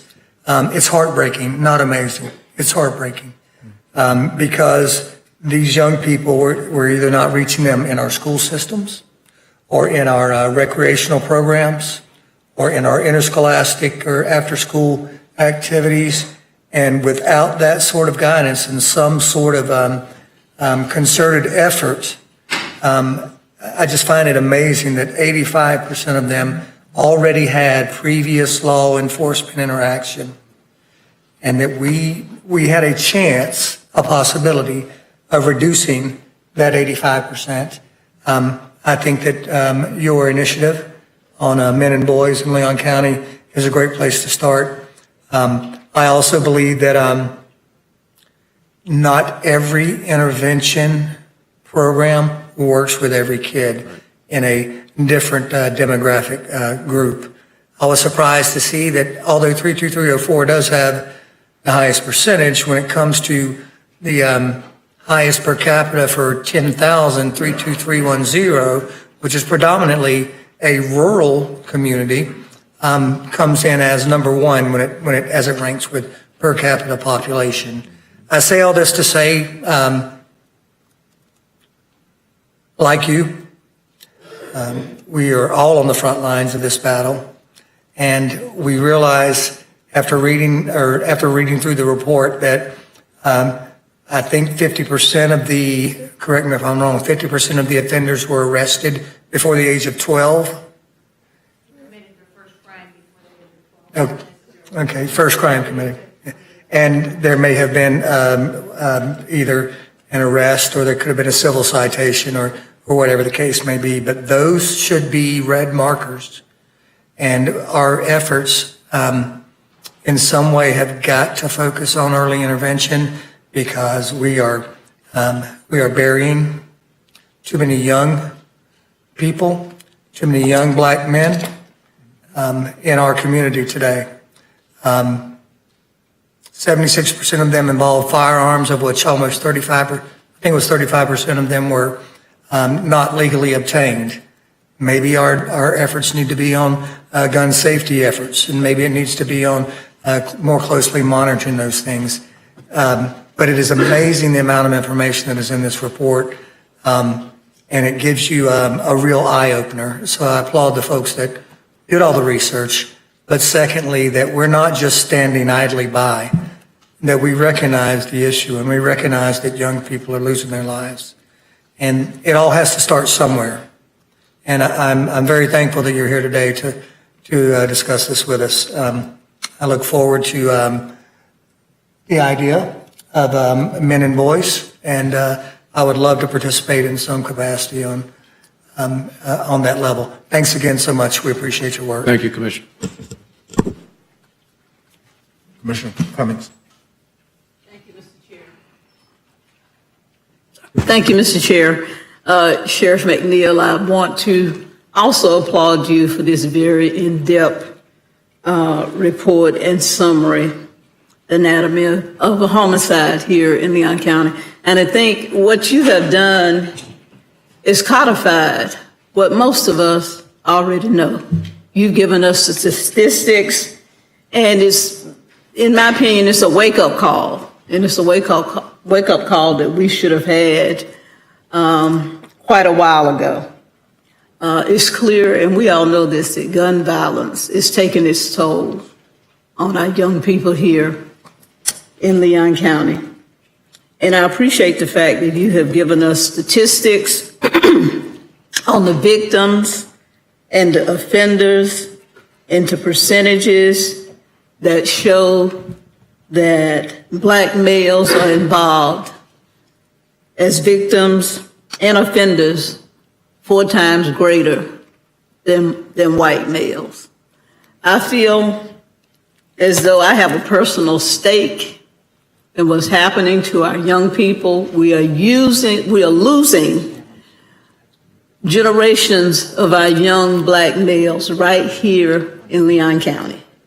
I have a personal stake because I am the mother of a black male, young black male. I'm the auntie of black male nephews in the age range of your report.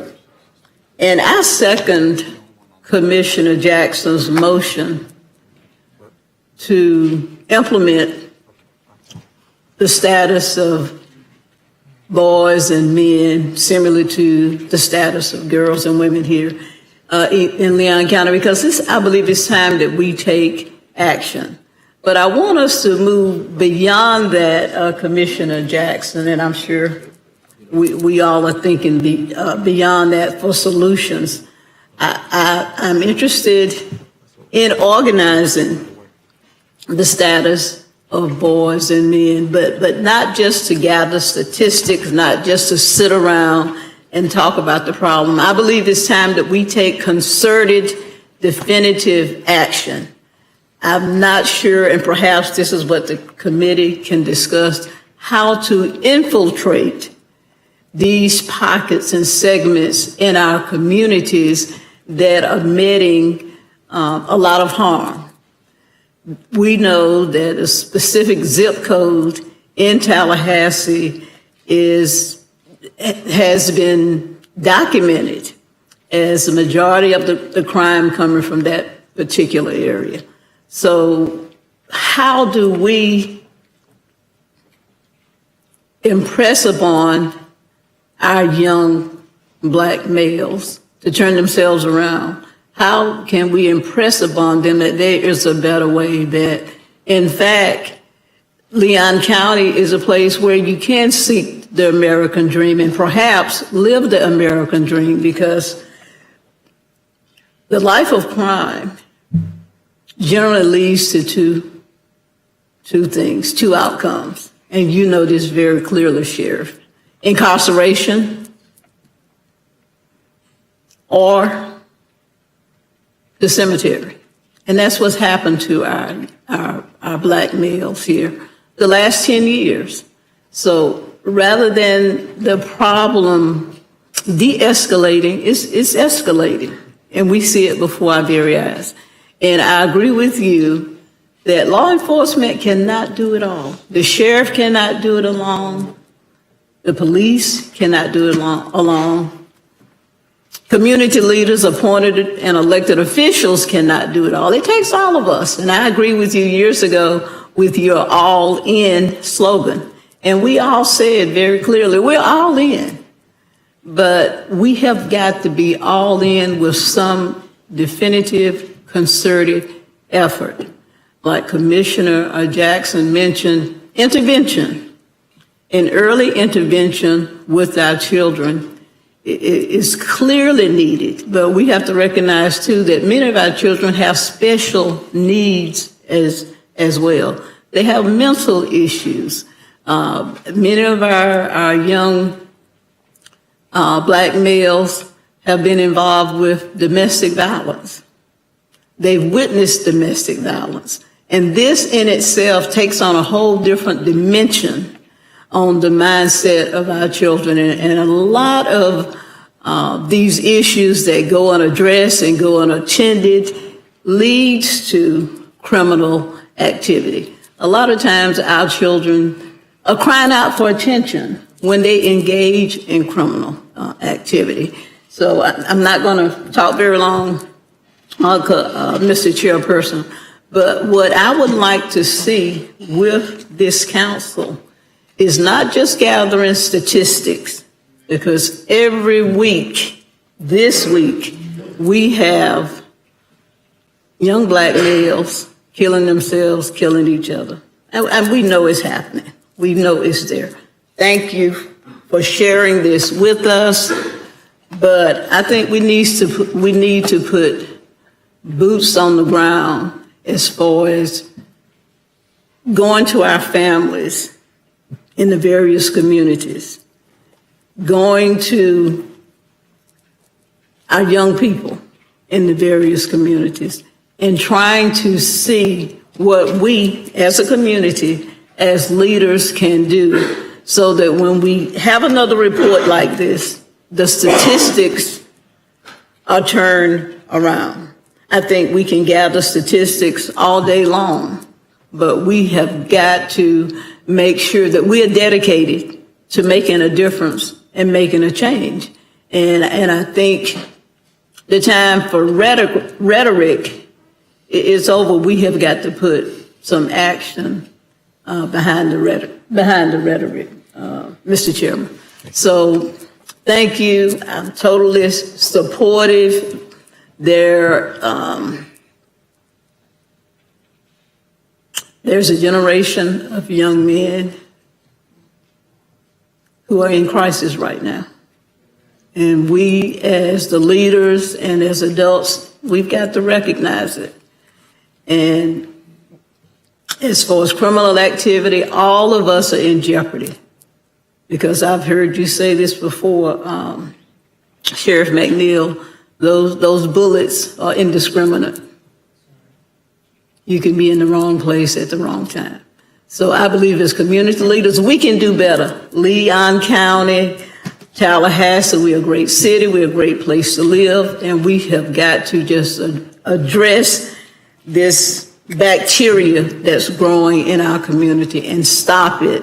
And we start with our families, with our young people. And I'm encouraged as a member, Mr. Chair, of the Children's Services Council, and we have contracted a study to look at our young people and to look at our families and to see where the gaps are as far as providing services to that segment of the population. So I'm encouraged that with the Children's Services Council, many of these needs will be addressed, and we can have some statistics to show that we are turning around this issue that we have. Okay, I want to thank crime in our community. Thank you. our at-large attorney, Commissioner Carolyn Cummings, whose passion and heart, no doubt, over the years in this courthouse, engaging many of these criminal matters that have been brought forward, and we feel the weight of the years of that shadow cast in your heart. And an African-American mother, and we feel your passion. What the chairman would desire to do is that we're able to retreat at 10 minutes after, not later than 15 minutes after, that we might retreat for a brief break until our public hearings.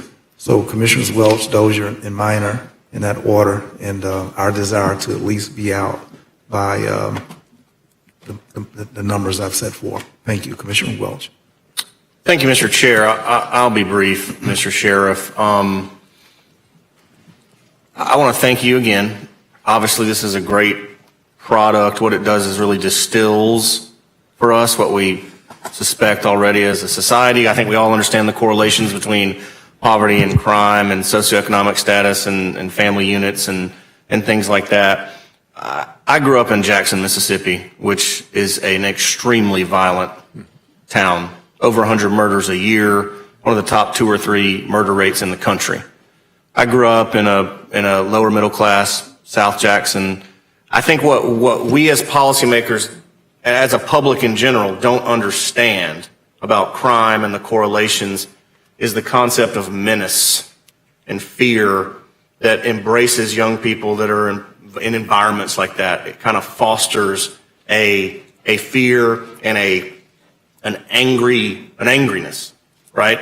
And I think this information, it really makes it clear to us. We know that we have a problem with 18 to 34-year-old black males with violent crime and homicides in general.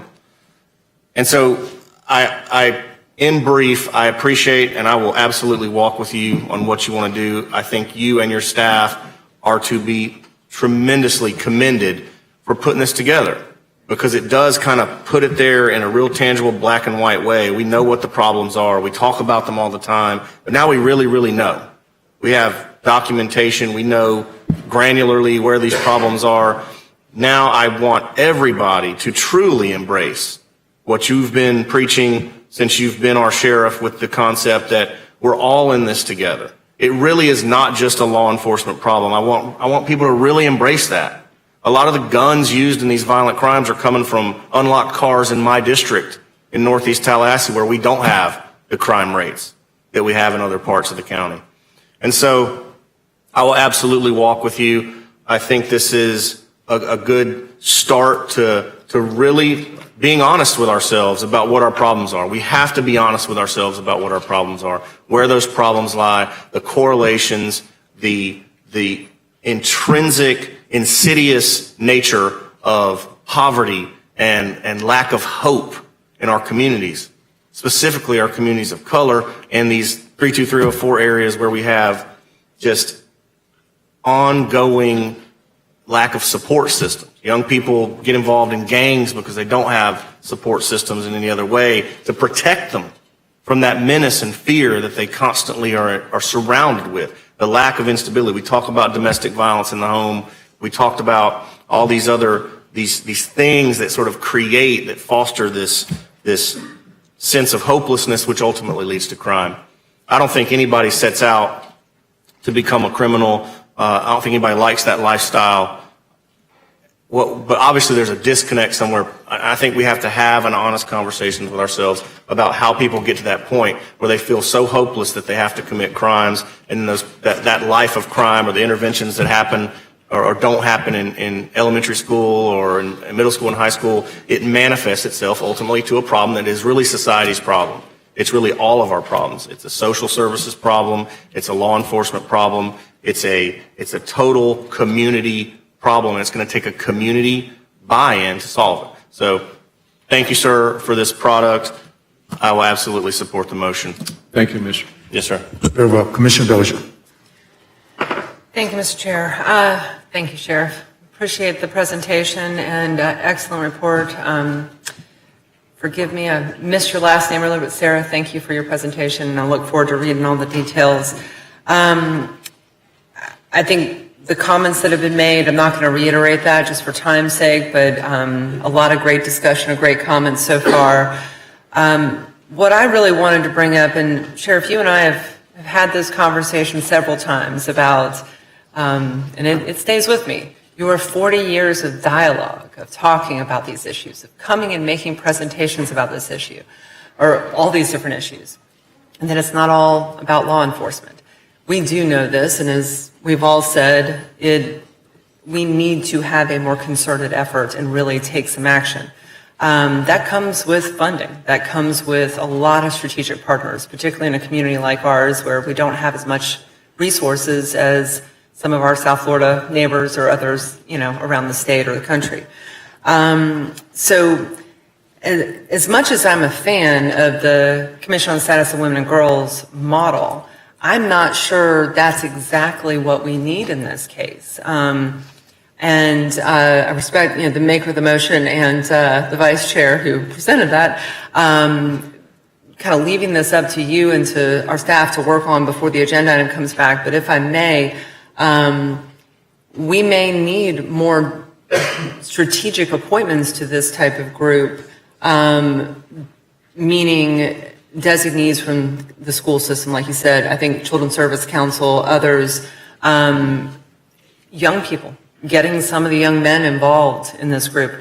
It may not be just individual commission appointments that we need on this. As you rightly said, the members of this group need to be all in. And it's going to look a little different. They're going to be presented with information and looking for some solutions where CSWG is picking their focus for the year and writing a lot of reports and doing a lot of different initiatives. I think we may want to look at this slightly different.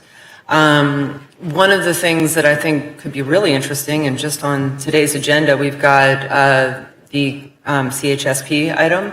We will start collecting data in a new way in 2023 from all of our, 22 and 23 from all of our human service agencies. We've got this really good report. We've got new data coming in from Children's Service Council in the next year. We will have a better understanding of the data than I think we may ever have had in the past. We have a better understanding of our resources and our various programs and departments. So how do we meet some of your goals to collect more data, to really bolster this resource, but also look at those other services that are really needed? And I'm really glad you ran through your list. I actually had a question here. You've already hit it. When we were talking about Children's Service Council years ago, you talked about the third grade reading level. But in mental health, we talked about a lot of these issues. But you also focused on infrastructure, on the built environment, street lighting, sidewalks, on jobs, which is really critical in this conversation. We talked about that before.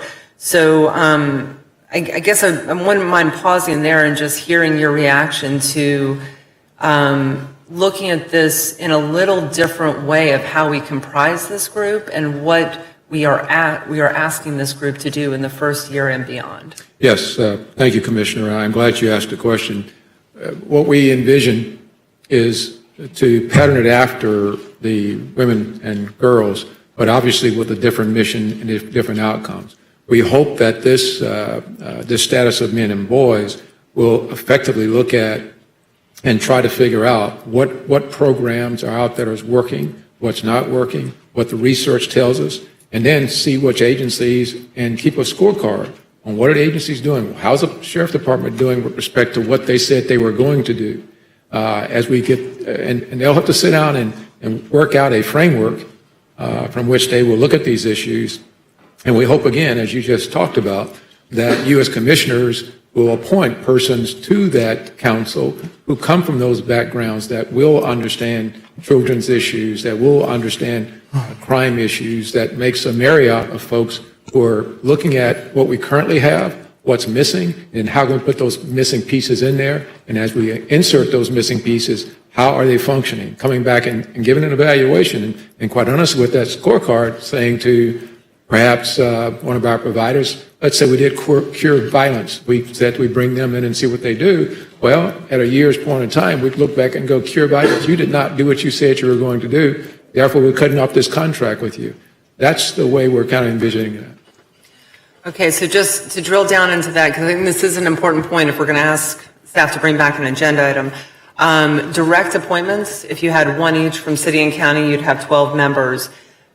CSWG doesn't have any electeds or any representatives from school board or other positions. So we could do direct appointments and a list of specific positions or agencies that we want at the table. Or are you thinking of it just as citizen appointees? No, I think obviously citizen. I would want us not to speculate. Let's bring an agenda item back. And Mr. Chair, I'm sorry. The agenda item, what we're asking our county administrator to do in this is, what I heard was model it on Commission on Status of Women and Girls, and it seems like we may want something very different. No, that wasn't the motion. Well, it wasn't the motion, that was, you were basing it on the sheriff's ask, so that's why I wanted to. At that part, the recommendation was that the county administrator will work with the sheriff and bring back what recommendations they would think that committee would look like, including some of the things that we talked about here today. So I hope that's understood as, you know, you guys working together to bring back recommendations of what it would look like, even if it's different than the Status of Women and Girls Commission. Yeah, that's what was meant by. Commissioner Dozier, I'm not trying to take away, and I think it's great because we want our interests. In other words, you're prepared to get past and I get that, and that's great.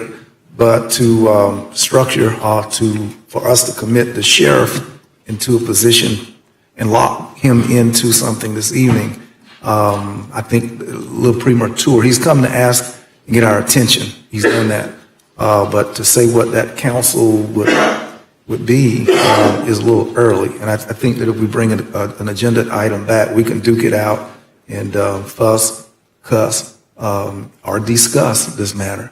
So, but today is a premature. Go ahead. Mr. I appreciate that. Once we get to an agenda item, sometimes it can get kind of locked in. And so that's why I was raising these questions and asking I wanted to understand the nuance. So with those issues already addressed, I think it would be good, you've heard my thoughts, just to think about the makeup of that board. The second piece would be, and I'll keep this short, Mr. Chair, is the funding structure for CSWG. I'm bouncing off of the comments that this would be modeled on that. We, both city and county, fund Oasis Center for Women and Girls to staff that commission. This seems like we need city and county staff and others directly engaged to provide that data, CSW or the CSC and others. So, I'm just suggesting that we may really want to explore various options. CSWG is a good starting point, but I think it may not get us exactly where you want to go. So I appreciate the open nature of the agenda item, or the motion for the agenda item. I just wanted to lift up some of those points that I think would be good for our county administrator, sheriff to discuss as we go forward. So thank you, sir, for that. Oh, thank you, Commissioner. I appreciate that. Mr. Sheriff, one thing that I think Commissioner Dozier notes, and I think that we all do, the gravity of your findings. The Council Commission on Women and Girls largely is about counseling, intervention, a safe place, safe space for young ladies to be protected. The nature of your report is so eerie. It's about boys killing folk. This is a heavy duty, far more intense. So the whole notion about what it takes we're not counseling girls and giving them a safe space. We're talking about taking weapons out of children's hand. And I love the way Commissioner Welch said the pervasive fear that grips the hearts of children to feel that they have to arm themselves every day. This is something way beyond. But what I hear you asking us is for a structure, at least to organize around, which that structure would be at least one model. It doesn't have to be that. So we're appreciative, but please don't think that we know the difference between boys carrying guns and girls needing counseling. Different thing. Commissioner Minor, you recognize. Thank you, Mr. Chairman. Sheriff, thank you for this excellent report. Very, very grateful for it. In my previous life, I used to develop public policy for a living, and this is exactly the kind of analysis that we would look for in terms of helping us get to that next step. So thank you very much. The biggest problems that we have, the biggest policy problems we have are always multidimensional. So much of what you have here related to homicides and by extension crime is interlinked with poverty. And you have said that yourself, sir. Over the last couple of years, we've had a lot of great effort initiated to address poverty and try to reduce poverty. The last meeting we had the Food Insecurity Project, where we're taking a look at the block groups and identifying the top 10 most food insecure block groups, and then trying to identify what those barriers to food access are and solving those barriers. There's some really good work that's underway right now on workforce development that we'll probably be hearing about next year. Really exciting stuff. The Children's Services Council is doing some tremendous initial preliminary work on what we need to do to make those interventions that you talk about, sir. And then, of course, this year we invested $6.3 million from the city and the county on homelessness and affordable housing efforts. So those are all things that we are currently working on right now to address the very serious issues we have of poverty in this county, and in particular 32304. Excellent work. The work is starting in some areas. We've got a lot more work to do. There are other gaps that we know exist that we have not quite made a lot of efforts to address yet. I think we all know in this community that mental health is definitely an area that we need to focus on much more and provide much more resources to address. The early investment, the early intervention can really pay off multiple times. One of the, going back to my policy development days, one stat I always remember is that $1 invested in early childhood education in pre-K, $1, then results in about $16 or $17 in savings for that individual.